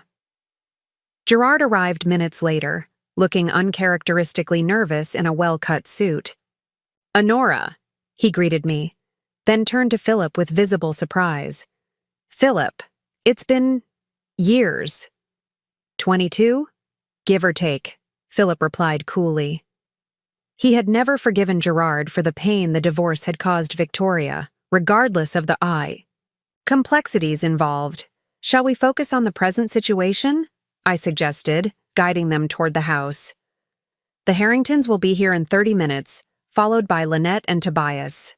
Inside, Claudine had arranged everything perfectly.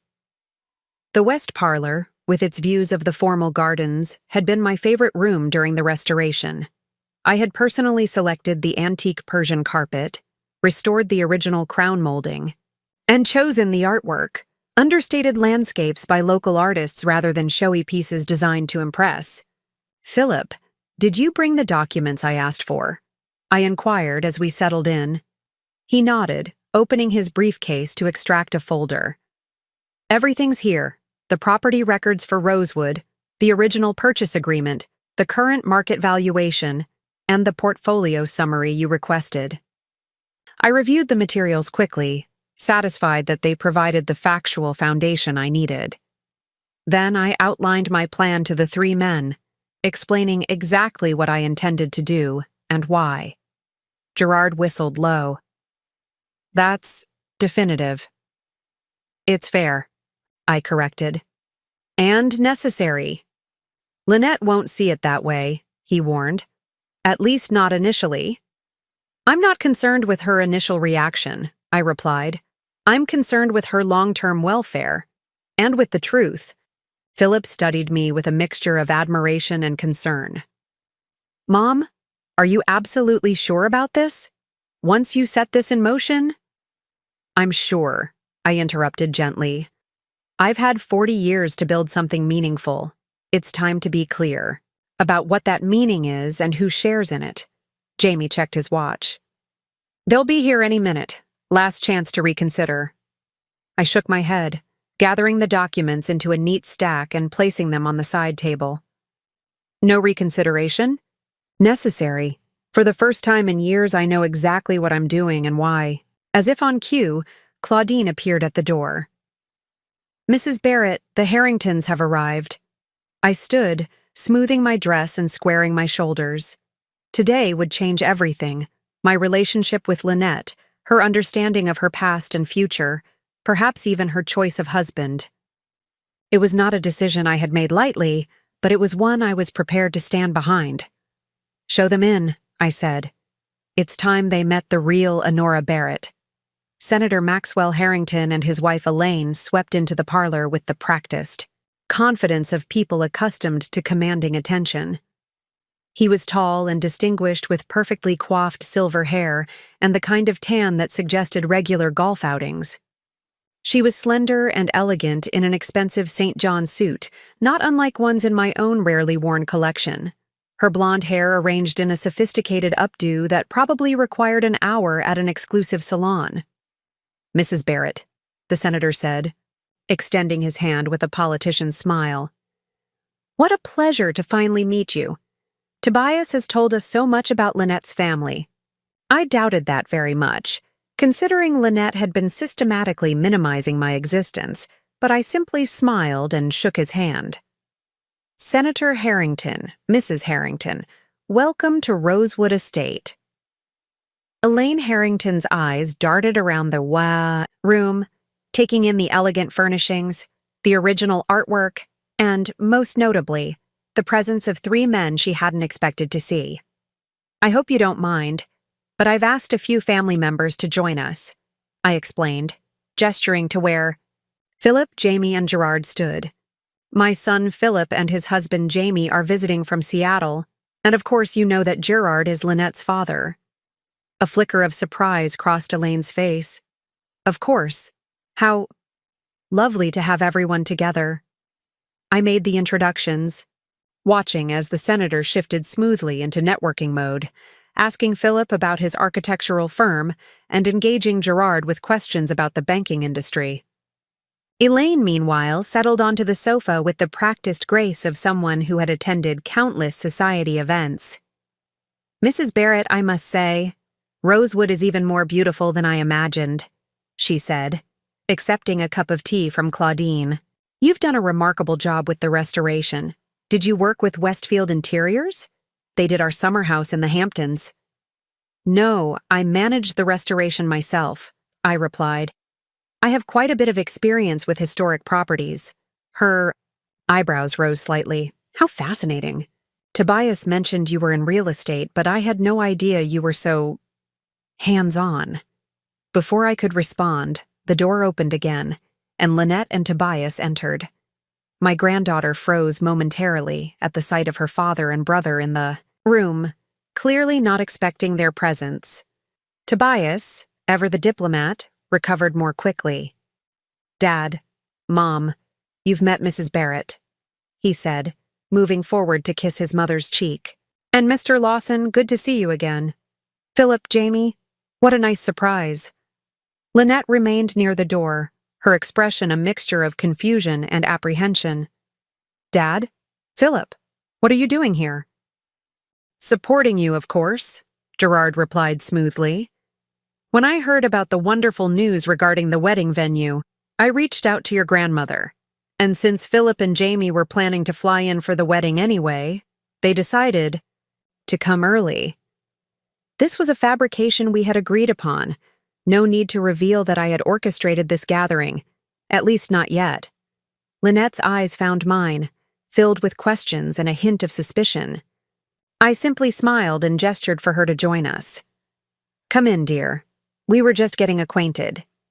As she crossed the room to sit beside Tobias on the love seat opposite his parents, I noticed how she mimicked Elaine's posture, how she had styled her hair in a similar updo. The transformation was subtle but unmistakable. My granddaughter was methodically recreating herself in the image of her future mother-in-law. "Now, Mrs. Barrett," Senator Harrington began once everyone was settled, "Tobias tells us you might be able to accommodate their wedding here at Rosewood, despite your usual booking policies. We're prepared to be quite generous to ensure Lynette has the perfect day." "Please, call me Honora," I replied. "And yes, I'm certainly considering making an exception for my only granddaughter's wedding." "Wonderful," Elaine exclaimed. "We've already spoken with Andre about the flowers. He did the governor's daughter's wedding last year, and Tobias's godfather has offered his catering service at cost. Of course, we'll need to expand the guest list somewhat. The original venue could only accommodate 200, but I understand Rosewood can handle up to 250 with the right arrangement." I glanced at Lynette, who was staring at her hands in her lap. Clearly, she had not been consulted about these expansions to her wedding plans. "Actually," I said, "Rosewood's capacity is 180 when using both the ballroom and terrace. any more than that would violate our safety protocols and insurance requirements. Oh, but surely for family, Elaine began. Mother, Tobias interjected with a warning glance. I'm sure we can work within those constraints. Senator Harrington leaned forward, his expression shifting to one I recognized from negotiating with seasoned businessmen. Honora, we understand. You've built quite an impressive portfolio of properties over the years. Lynette mentioned you own several commercial buildings downtown, in addition to Rosewood. She did? I asked, genuinely surprised. Given Lynette's efforts to minimize my accomplishments, this seemed out of character. Well, not in so many words, he admitted. But Tobias and I did a bit of research after discovering your ownership of Rosewood. Barrett Properties owns quite a significant percentage of commercial real estate in the area, doesn't it? And there it was, the real reason for their sudden interest in meeting me. Not to welcome the grandmother of their future daughter-in-law, but to assess the financial possibilities I represented. Yes, I've been fortunate in my investments, I replied non-committally. Modest as well as successful, Elaine commented with a smile that didn't quite reach her eyes. You know, Maxwell and I were just discussing how refreshing it is to meet someone who's achieved so much while maintaining such discretion about their wealth. Philip caught my eye, a slight smirk playing at the corner of his mouth. He had always been perceptive about people's motivations, and the Harringtons' interest in my financial status was hardly subtle. Speaking of discretion, I said, reaching for the folder Philip had brought, I thought it might be helpful for everyone to have a clear understanding of certain arrangements before we proceed with wedding plans. Lynette straightened, her expression wary. Grandma, what arrangements? I opened the folder and extracted several documents, placing them neatly on the coffee table. These are the property records for Rosewood Estate, including the purchase agreement from 5 years ago when I acquired it through Barrett Holdings, LLC. Is that really necessary right now? Tobias asked, a hint of impatience in his voice.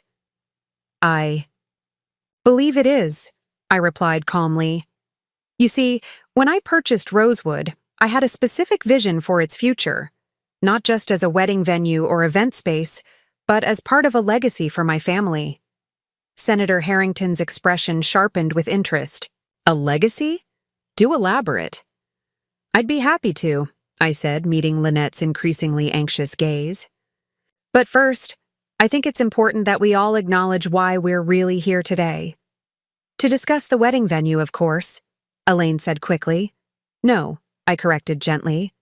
We're here because Lynette excluded me from her wedding plans until she discovered I owned the venue she wanted.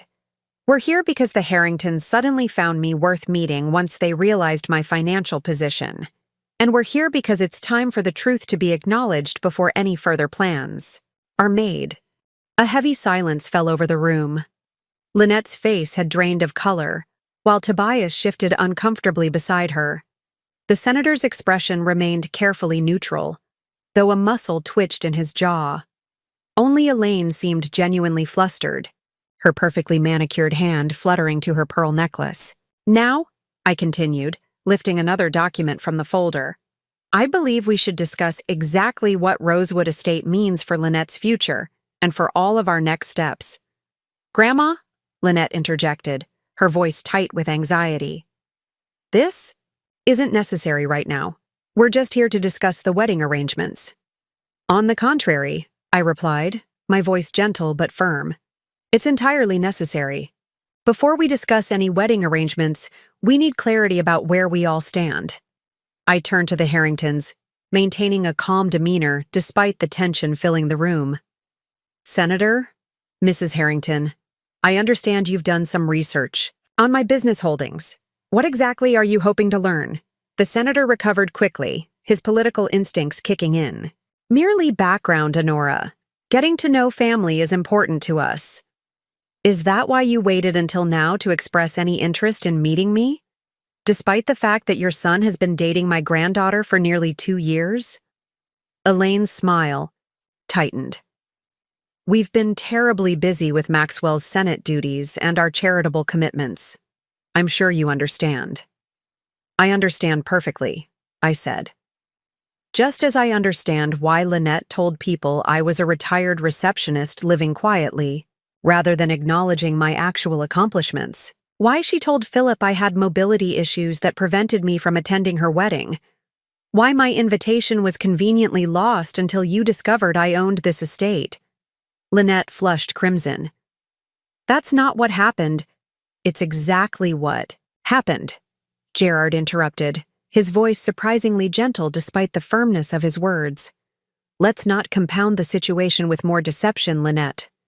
Tobias placed a protective arm around Lynette's shoulders.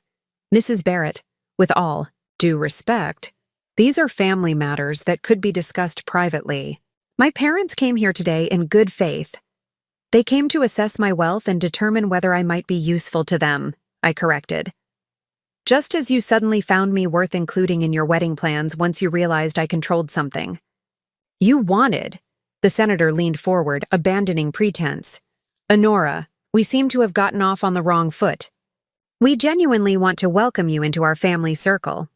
Lynette is a delightful young woman, and obviously her upbringing reflects well on you. Yet not well enough to acknowledge me until now, I observed. Philip, who had been quietly observing, finally spoke.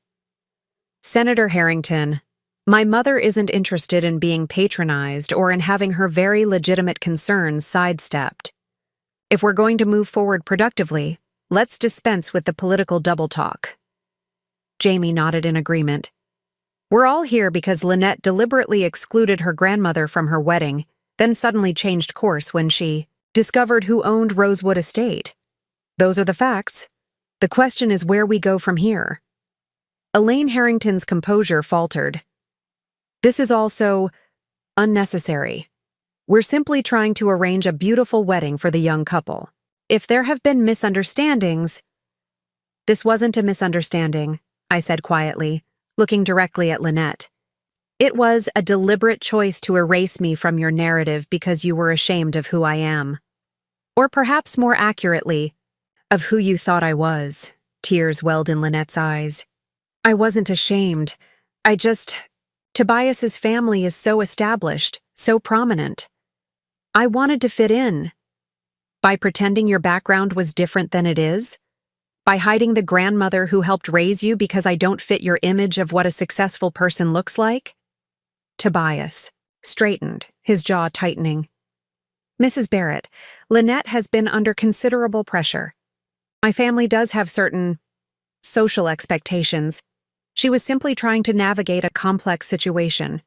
At my expense, I noted, and at the expense of her own integrity. The senator, sensing the conversation spinning beyond his control, attempted to redirect. Perhaps we should focus on the present. Honora, you clearly care about Lynette, and we all want what's best for her.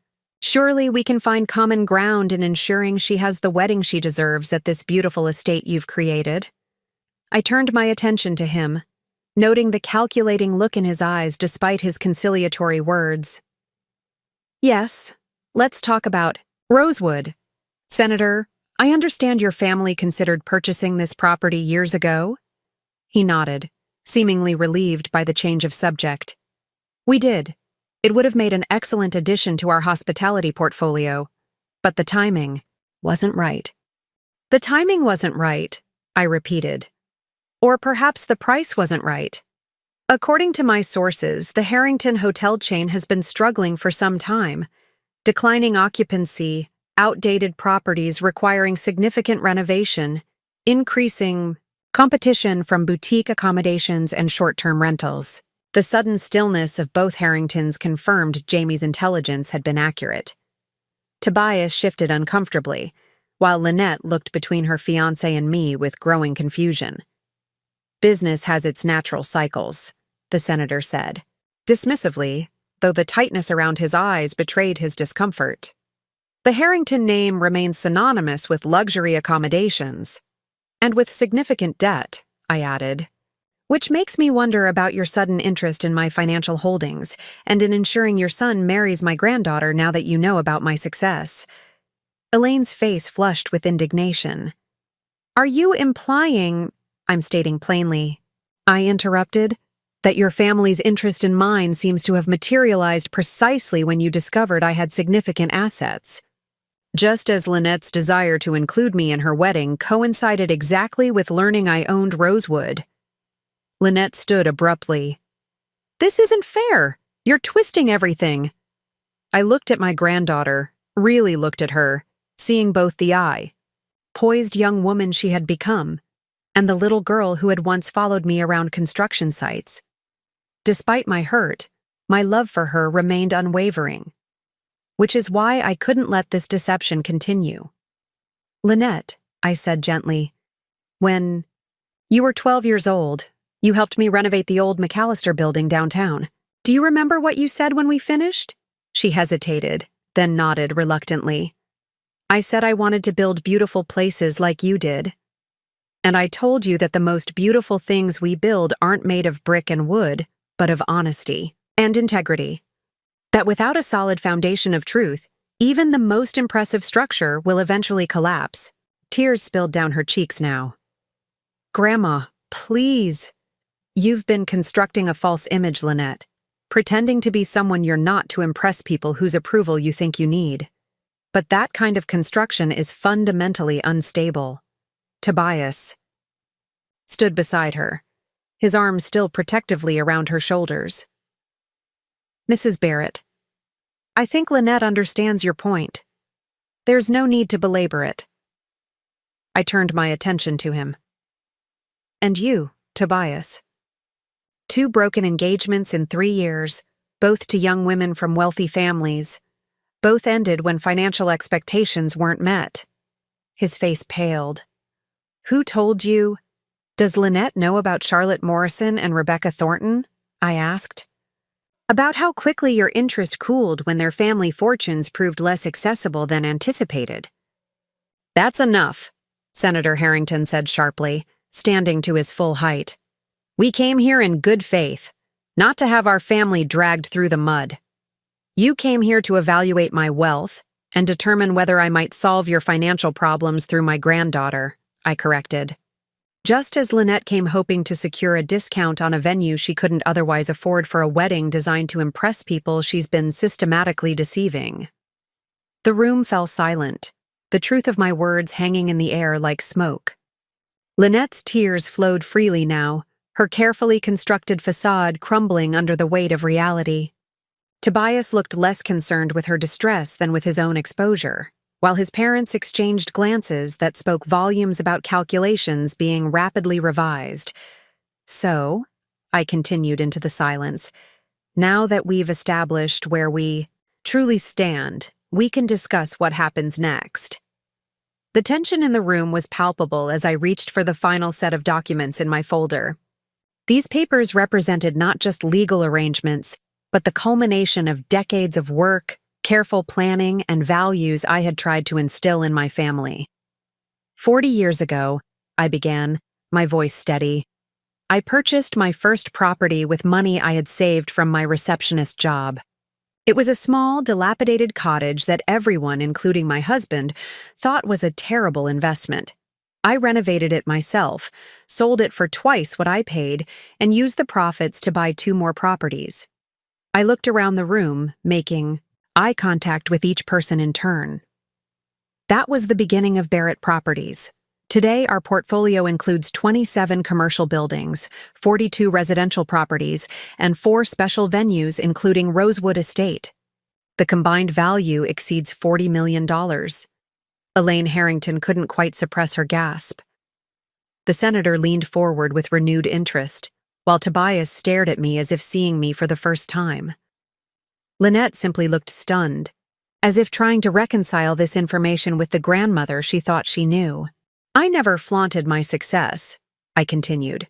I lived modestly, reinvested profits, and focused on building something that would last. I believed in creating genuine value rather than the appearance of wealth. I extracted the key document from the folder, and placed it on the coffee table. This is a trust agreement drawn up by my attorney this morning. It restructures the ownership of Barrett Properties, including Rosewood Estate, effective immediately. The senator reached for the document, but I gently placed my hand over it. Before you review this, I want everyone to understand why I'm doing this. This isn't about punishment or revenge. It's about legacy and values. I turned to Lynette, whose tears had subsided, replaced by a wary curiosity. When you were growing up, I tried to teach you the value of honest work, of substance over appearance, of building something meaningful rather than simply acquiring status symbols. Somewhere, along the way, you lost sight of those lessons. Grandma, she began, but I raised my hand slightly. Please let me finish, then you'll have your chance to speak. I took a deep breath and continued. I created Barrett Properties to ensure financial security for my family, yes. But more importantly, to pass on the values that guided its creation: integrity, diligence, responsibility, and gratitude. I slid the document toward the center of the table. This trust divides Barrett Properties into 3 segments. 30% will remain under my management during my lifetime, then transfer to a charitable foundation supporting women in construction and real estate development. The senator's brow furrowed at this, clearly disappointed that a significant portion would be directed away from family, and by extension, from any potential benefit to the Harringtons. Another 30%, I continued, is allocated to Philip and Jamie to be managed according to the principles that built the company in the first place. Philip nodded solemnly, aware of this provision from our earlier conversation. And the remaining 40%? The senator asked, his voice carefully neutral despite the obvious calculation happening behind his eyes. I turned to Lynette. That portion is designated for you, Lynette. Her eyes widened. Me? But, however, I continued, it comes with conditions. Tobias stiffened beside her, his interest unmistakable. What kind of conditions? I ignored him, keeping my focus on my granddaughter. The trust stipulates that before taking control of your portion, you must complete a 3-year apprenticeship with Barrett Properties, learning every aspect of the business from the ground up: property evaluation, renovation, management, tenant relations, financial planning, and corporate governance. The color drained from Lynette's face as she realized the implications. 3 years? During which time, I continued calmly, the assets remain in trust, with income reinvested rather than distributed. You would receive a fair salary for your work, but not access to the underlying assets or their full income potential. Senator Harrington's expression darkened. That's quite an onerous requirement for a young woman about to start married life. It's an opportunity to earn what she will inherit, I corrected. To understand its value by understanding how it was created. Elaine turned to Lynette, her dismay evident. Darling, 3 years is a very long time to defer your future plans. The implication was clear. 3 years was too long for the Harringtons to wait for access to the Barrett fortune. Tobias cleared his throat. Mrs. Barrett, while I appreciate your desire to ensure Lynette understands the business, surely there's a more expedient arrangement possible. Perhaps a shorter apprenticeship or some form of concurrent distribution. The terms are non-negotiable, I replied simply. And there's one more provision you should be aware of. I turned the page to reveal the final stipulation. The apprenticeship must be undertaken as a single woman. If Lynette marries before completing the 3-year term, her portion reverts to the charitable foundation. A stunned silence fell over the room. Even Philip and Gerard, who had known the broad outlines of my plan, seemed surprised by this final condition.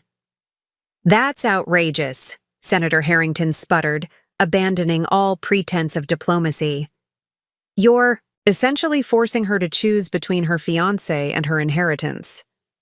I'm asking her to pause and reflect before making a lifetime commitment, I corrected.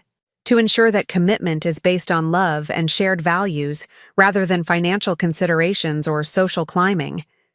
Lynette stared at me, a complex mixture of emotions playing across her face: shock, hurt, anger, and perhaps a glimmer of something else.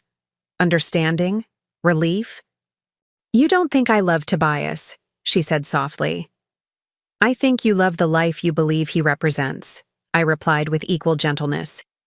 "The status, the connections, the social position. I think you've been so focused on becoming someone the Harringtons would accept that you've lost sight of who you actually are." Tobias stood abruptly. "This is manipulative and controlling. You're using your money to dictate Lynette's personal choices." "No," I said firmly. "I'm ensuring the wealth I've created supports the values that created it. Lynette is free to choose whatever path she wishes. She can marry you tomorrow if that's what she truly wants. But she should make that choice with full awareness of what she's choosing and what she's giving up." The senator had been scanning the trust document as we spoke, his expression growing increasingly grim. "These terms are extraordinarily restrictive. I assume they're legally binding?" "Completely," I confirmed. "My attorney filed the paperwork this morning. The trust is already established and funded." Elaine turned to her husband. They're silent. "Exchange speaking volumes?" Then she rose with practiced grace, smoothing her skirt. "I think perhaps we should give Lynette and her grandmother some privacy to discuss these arrangements. Family matters, after all." The transparent attempt to remove Lynette from my influence might have been amusing under different circumstances. But I simply nodded, understanding that the Harringtons needed to regroup and reassess, now that their plans for easy access to the Barrett fortune had been thoroughly derailed. "Of course," I said. "Claudine can show you to the terrace while we talk. The gardens are particularly beautiful this time of year." As the Harringtons reluctantly followed Claudine from the room, Tobias hesitated, looking back at Lynette. "Don't let her manipulate you," he said, his voice low but audible to everyone present. "We'll figure this out." The door closed behind them, leaving Lynette facing me, Philip, Jamie, and her father. Her expression was a storm of conflicting emotions, tears threatening again. "How could you do this?" she whispered. "In front of everyone? It's humiliating." "The truth can be uncomfortable," I acknowledged, "but continuing the deception would have been far more damaging in the long run." Gerard moved to sit beside his daughter. "Lynette, your grandmother isn't doing this to hurt you. She's trying to protect you from making decisions you might regret forever." "By forcing me to choose between Tobias and money?" she asked bitterly. "By asking you to consider what truly matters to you," Philip corrected gently, "and whom you can trust to value you for yourself, not for what you provide access to." Lynette looked around at us, her family, who had assembled not to condemn her, but to help her see what she had been blind to. Her shoulders slumped slightly as the defensive anger began to give way to something more reflective. "The wedding at Rosewood," she said finally. "Was that ever actually possible?" I smiled softly at my granddaughter. "Rosewood has always been yours, Lynette. From the moment you pointed it out to me as a child and said it would make a beautiful wedding venue, I bought it with you in mind." Lynette's expression shifted from shock to confusion, then to a reluctant softening as my words sank in. "You bought Rosewood? For me?" "I did," I confirmed. "After you pointed it out all those years ago, I began looking into it. When it finally became available, I saw it as a legacy project, something beautiful we could eventually share." "But you never told me," she said, a hint of accusation in her voice.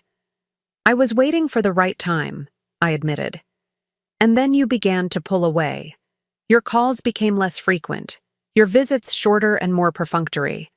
When you did visit, you seemed embarrassed by my apartment, by my work clothes, by the very things we used to share."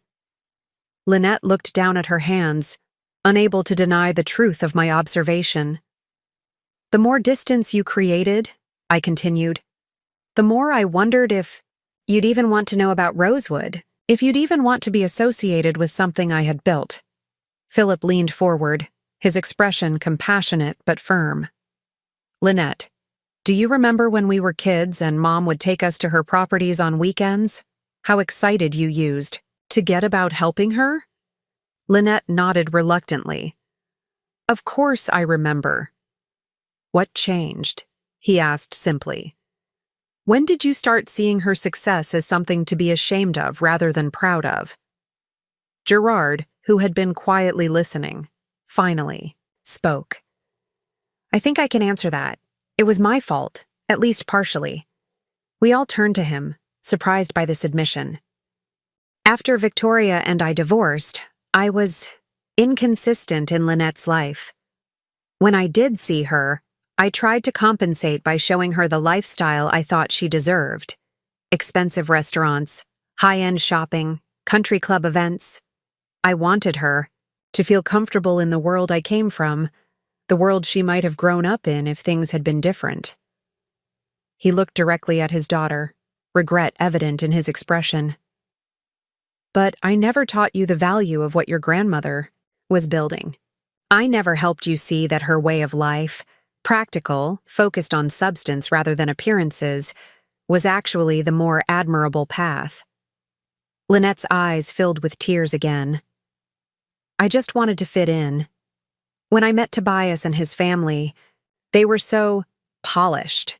They talked about summer houses and charity galas and political connections. I felt like I had to become someone else to belong in their world. Even if it meant rejecting the people who truly loved you, I asked gently. She flinched as if I'd slapped her. I didn't reject you. You excluded me from your wedding, I reminded her. You told people I was a retired receptionist with mobility issues. You created a narrative that erased everything I am, everything we've shared. Jamie, who had been observing quietly, spoke up. Lynette, in my work as an investigator, I've seen people reinvent themselves countless times. Sometimes it's necessary for growth, for moving beyond difficult circumstances.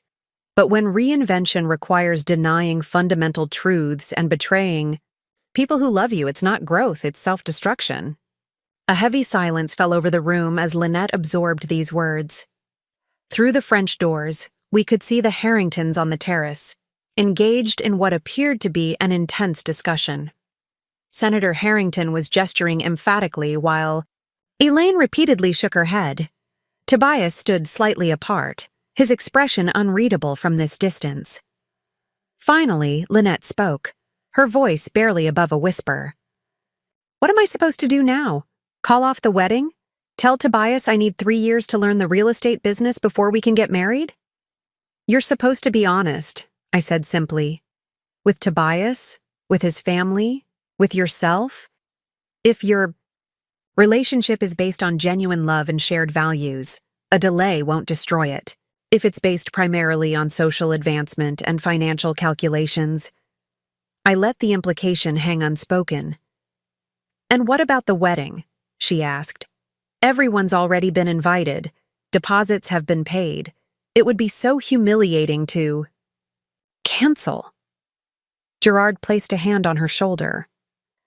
More humiliating than marrying someone who might be more interested in your grandmother's money than in you?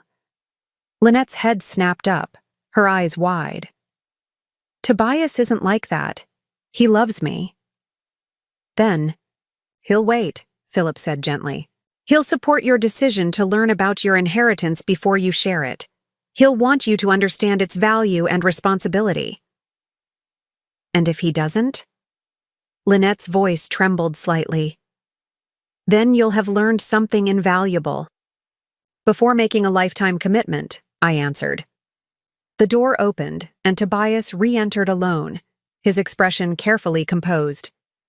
Lynette, my parents are ready to leave. They think it would be best if we all took some time to process this new information. I studied his face, looking for signs of his true reaction to the trust arrangement.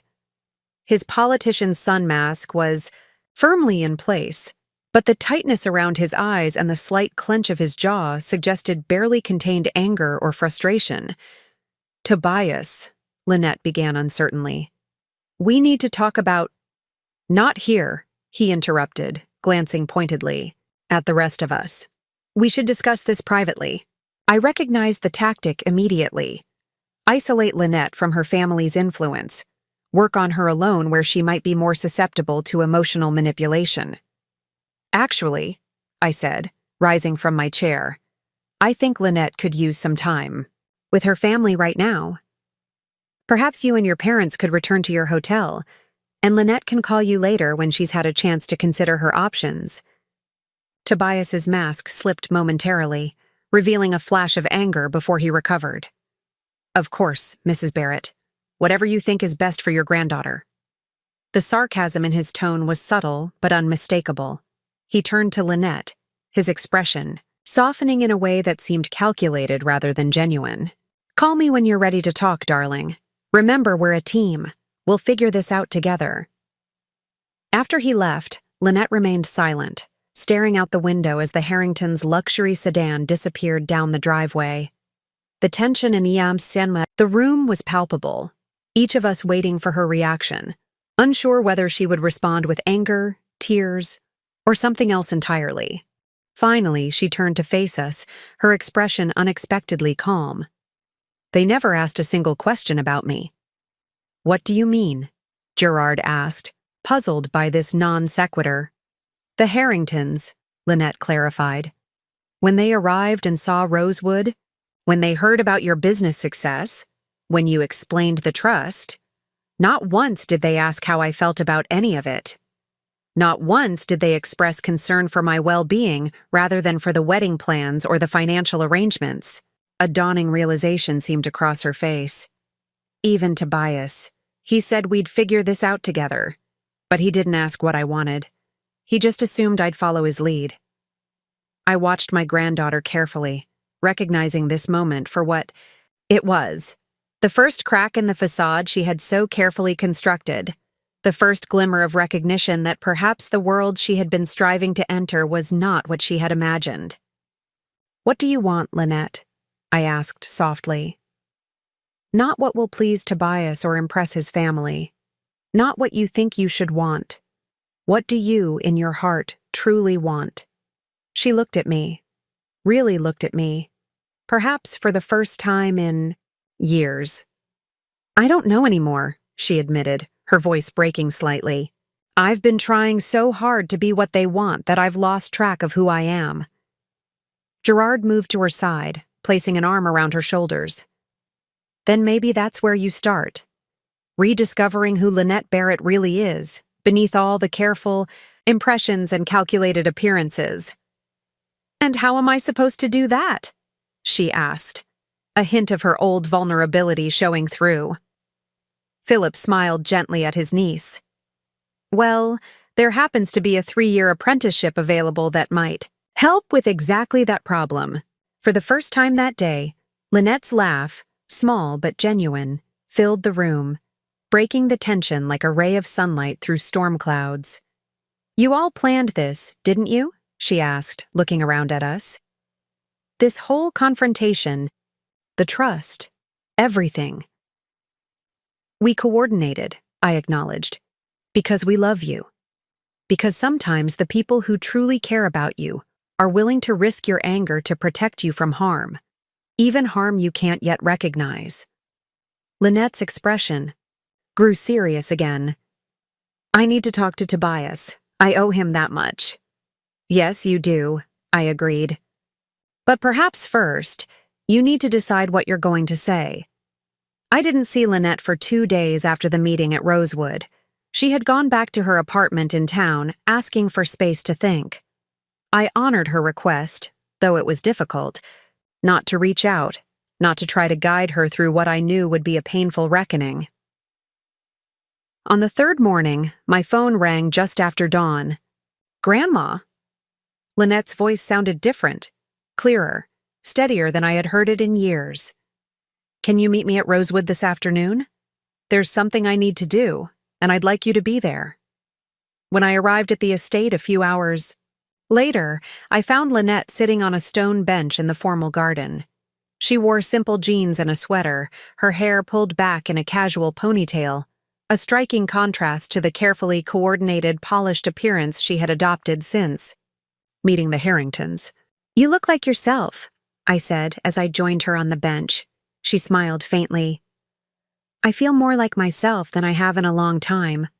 She gestured to the gardens around us. "I've been thinking about how much I used to love working on projects with you.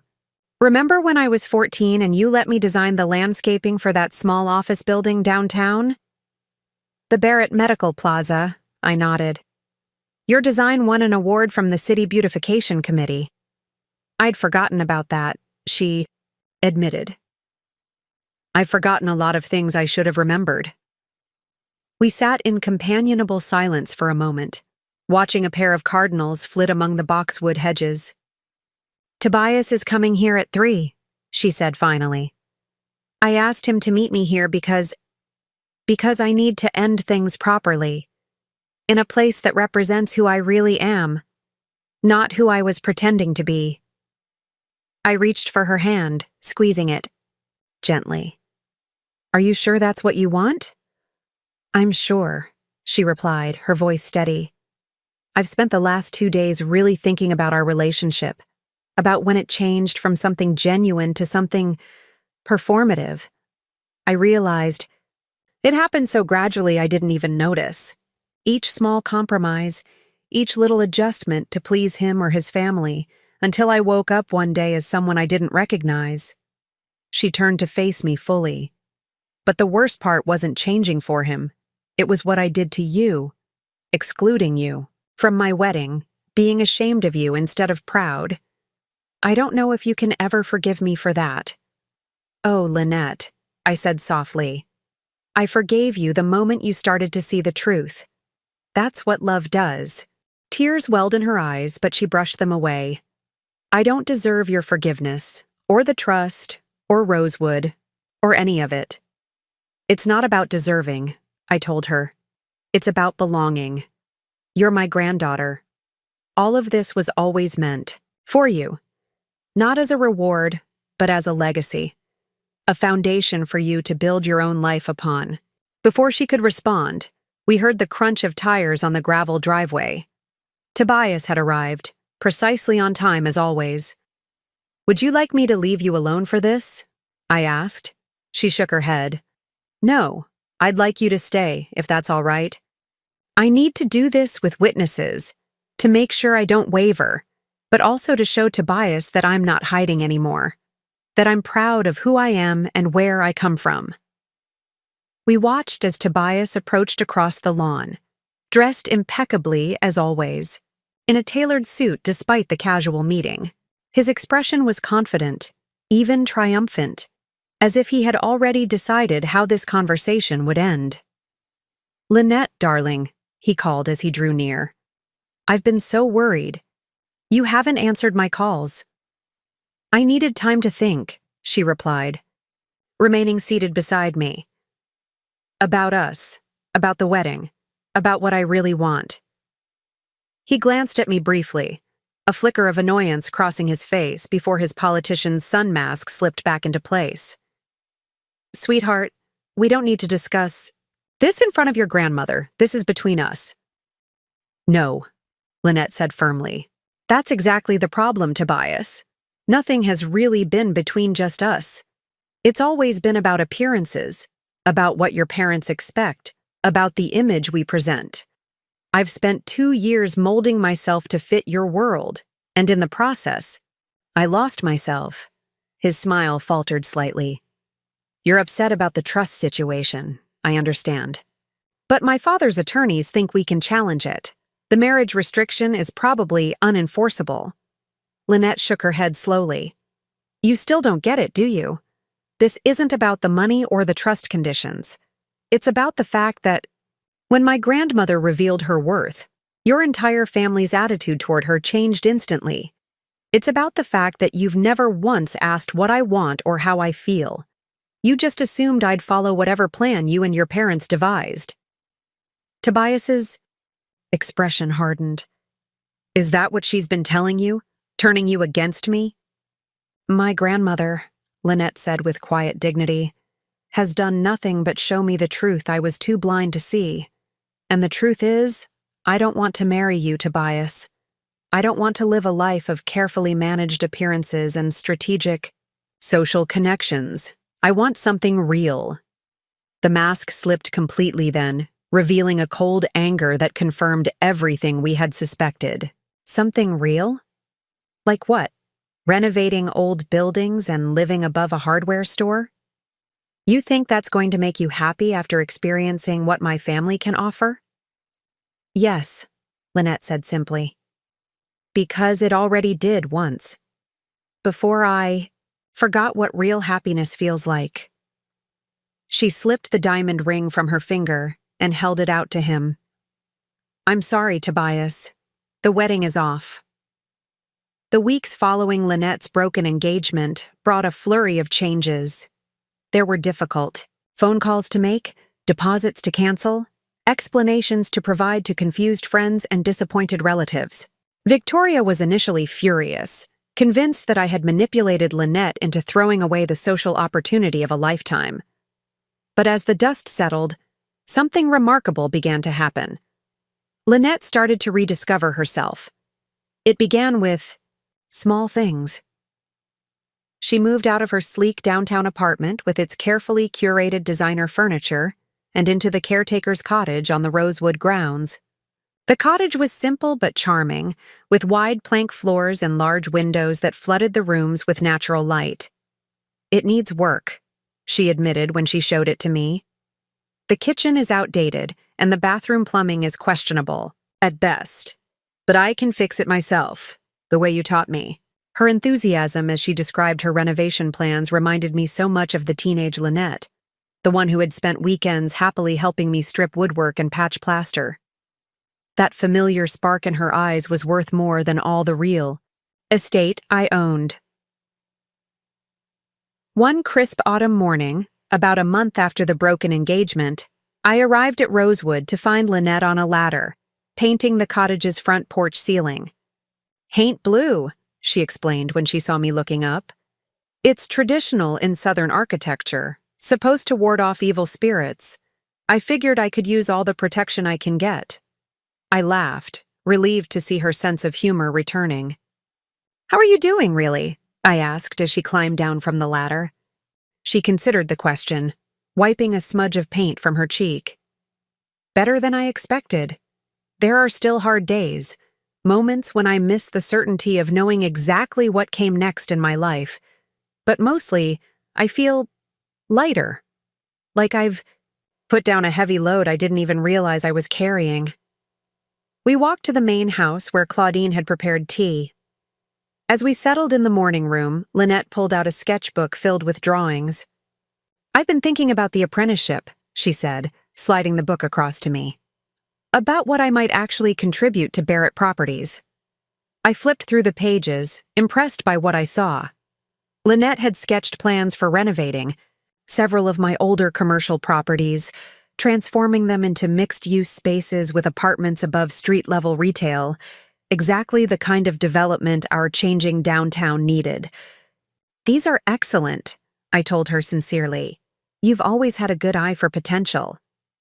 "I was thinking," she said hesitantly, "that maybe we could start with one project. Something small, to see if my ideas are actually viable. I'd want to be involved in every step, the budget planning, the contractor selection, the actual renovation work. Just like old times," I smiled. "Except now I'd be doing it as a professional, not just as your helper." Her expression grew serious. "I know I have a lot to learn about the business side of things, but I want to earn my place in Barrett Properties, not just inherit it." Pride swelled in my chest, along with a deep sense of gratitude that this bright, capable young woman was my granddaughter, and that I hadn't lost her to a world of empty social climbing and superficial values. "We'll start next week," I decided. "There's a small building on Maple Street that would be perfect for your first project.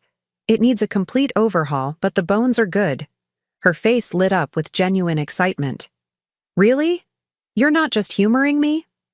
Lynette, I've never just humored you, I assured her. Even when you were 10 years old redecorating dollhouses, I took your ideas seriously. Later that afternoon, we walked the Rosewood grounds together, discussing her vision for the estate's future.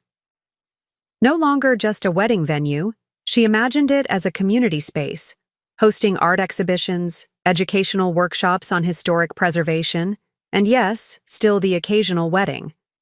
I received an interesting phone call yesterday, she mentioned as we reached the rose garden. From Rebecca Thornton. I raised an eyebrow, recognizing the name of one of Tobias's former fiancés. Oh? Lynette nodded. She heard about our broken engagement and wanted to, well, warn me, I suppose, but also to connect. She's started a foundation that helps young women develop financial literacy and independence. She thought I might be interested in getting involved. Are you? I think. So, Lynette said thoughtfully. Not right away. I want to focus on my apprenticeship first. But eventually, I'd like to use what I learned to help other women understand their financial power. To recognize that they don't need to attach themselves to wealth. They can create it themselves. As the sun began to set over Rosewood's manicured grounds, I watched my granddaughter, no longer the polished, artificial version who had tried so hard to fit into the Harringtons' world, but the authentic, capable young woman who had always been there beneath the surface. You know, she said as we turned back toward the house, I spent so much time being ashamed of where I came from, trying to reinvent myself as someone with the right background and connections. But now I realize I had it backward all along. How? So? I asked. She linked her arm through mine, a gesture of affection she hadn't offered in years. The life you built, the skills you taught me, the values you tried to instill. Those were never things to hide or overcome. They were advantages, strengths, the very things that will help me build something meaningful with my life, just like, you did? In that moment, with the golden light of sunset illuminating Rosewood around us, I knew that regardless of what happened with the apprenticeship or the trust or any of the formal arrangements I had created, the true legacy I had hoped to pass on was already secure. 3 years passed more quickly than any of us expected. Lynette's apprenticeship, which had begun as a condition of her inheritance, transformed into a genuine partnership between us. The small Maple Street project led to larger ones, each more ambitious than the last. She brought fresh ideas and contemporary design sensibilities to Barrett Properties, while I contributed decades of practical experience and business acumen. On the day she officially completed her apprenticeship, we stood together on the terrace at Rosewood, overlooking the estate that had become the centerpiece of our shared legacy. I never thought I'd say this, Lynette admitted, but I'm almost sad the 3 years are over. I've learned so much working alongside you every day. Who says it has to end? I asked, smiling at the capable, confident woman my granddaughter had become. The trust conditions have been met, but our partnership doesn't have to change. Lynette had indeed fulfilled every requirement I had established, learning the business from the ground up, participating in every aspect of property management and development, proving herself not just as my heir, but as a talented businesswoman in her own right. Tomorrow she would formally take control of her portion of Barrett Properties, no longer as an apprentice, but as a full partner. Have you thought about what you'll do first? I asked. Now that you have full decision-making authority over your share? She nodded, her expression thoughtful. I want to establish a mentorship program for young women interested in real estate development and construction. Something that provides both practical training and financial backing for their first projects. Like what I did for you, but on a larger scale, I observed. Exactly. Because not everyone is fortunate enough to have an Honora Barrett in their life. She squeezed my hand affectionately. Though now that I think about it, maybe we should call it the Barrett Women's Development Initiative, to make sure your name stays connected to it. We were interrupted by Philip calling from the house. "Are you two still talking business? The guests are arriving." The occasion that had brought family and friends to Rosewood that day wasn't just the completion of Lynette's apprenticeship. It was also, perhaps more significantly, her wedding day. Not to Tobias Harrington, who, we had heard, was now engaged to a senator's daughter with an actual trust fund, but to Jamie, a young contractor who had worked on several of our renovation projects. They had met when Lynette was supervising the Maple Street building, bonding over shared interests in historic preservation and sustainable building practices. Their relationship had developed slowly, based on mutual respect and genuine compatibility, rather than social calculations or financial considerations. When Jamie proposed after 18 months of dating, he did so not with an ostentatious diamond, but with a simple question: "Will you build a life with me?" The wedding was everything the Harrington affair would not have been: intimate, authentic, and joyful. Held in Rosewood's garden with only 60 guests, it featured locally sourced food, flowers from the estate's own gardens, and music from a quartet of conservatory students Lynette had befriended while working on renovating their practice space. Victoria, who had gradually come to understand and even appreciate the path Lynette had chosen, helped coordinate the celebration. Gerard gave his daughter away with genuine pride, having become more consistently present in her life over the past 3 years. Philip and his husband Jamie had flown in from Seattle with their newly adopted daughter, completing our family circle. As I watched Lynette and her Jamie exchange vows beneath an arbor she had restored herself, I reflected on the unexpected journey that had brought us to this moment. What had begun as a painful exclusion, a granddaughter too ashamed to invite me to her wedding, had transformed into something far more meaningful than I could have imagined. The true legacy I would leave behind wasn't Rosewood Estate or Barrett properties, though both would continue to provide for generations to come. It was the renewal of values I had always tried to embody: integrity, hard work, authenticity, and the courage to choose substance over appearances. Later, as the celebration continued under strings of garden lights, Lynette found me at a quiet corner table. "Happy?" I asked, already knowing the answer from the contentment that radiated from her. "More than I knew was possible," she confirmed, sitting beside me. "And grateful. If you hadn't done what you did, confronting me about the wedding, creating the trust, forcing me to see the truth, I'd be in a very different place now." "You would have found your way eventually," I assured her. "You were always too intelligent, too genuine at heart to live a lie forever." She shook her head. "I'm not so sure. Sometimes we need the people who love us most to show us hard truths we can't see for ourselves." In the soft evening light, with Rosewood glowing around us and the sounds of genuine celebration filling the air, I knew that everything, the decades of work, the painful confrontations, the difficult choices, had been worthwhile. Not because of the wealth I had accumulated or the properties I had developed, but because of the woman sitting beside me, finally at home in her own skin and ready to build her own legacy. Up next, you've got 2 more standout stories right on your screen. If this one hit the mark, you won't want to pass these up. Just click and check them out. And don't forget to subscribe and turn on the notification bell so you don't miss any upload from us.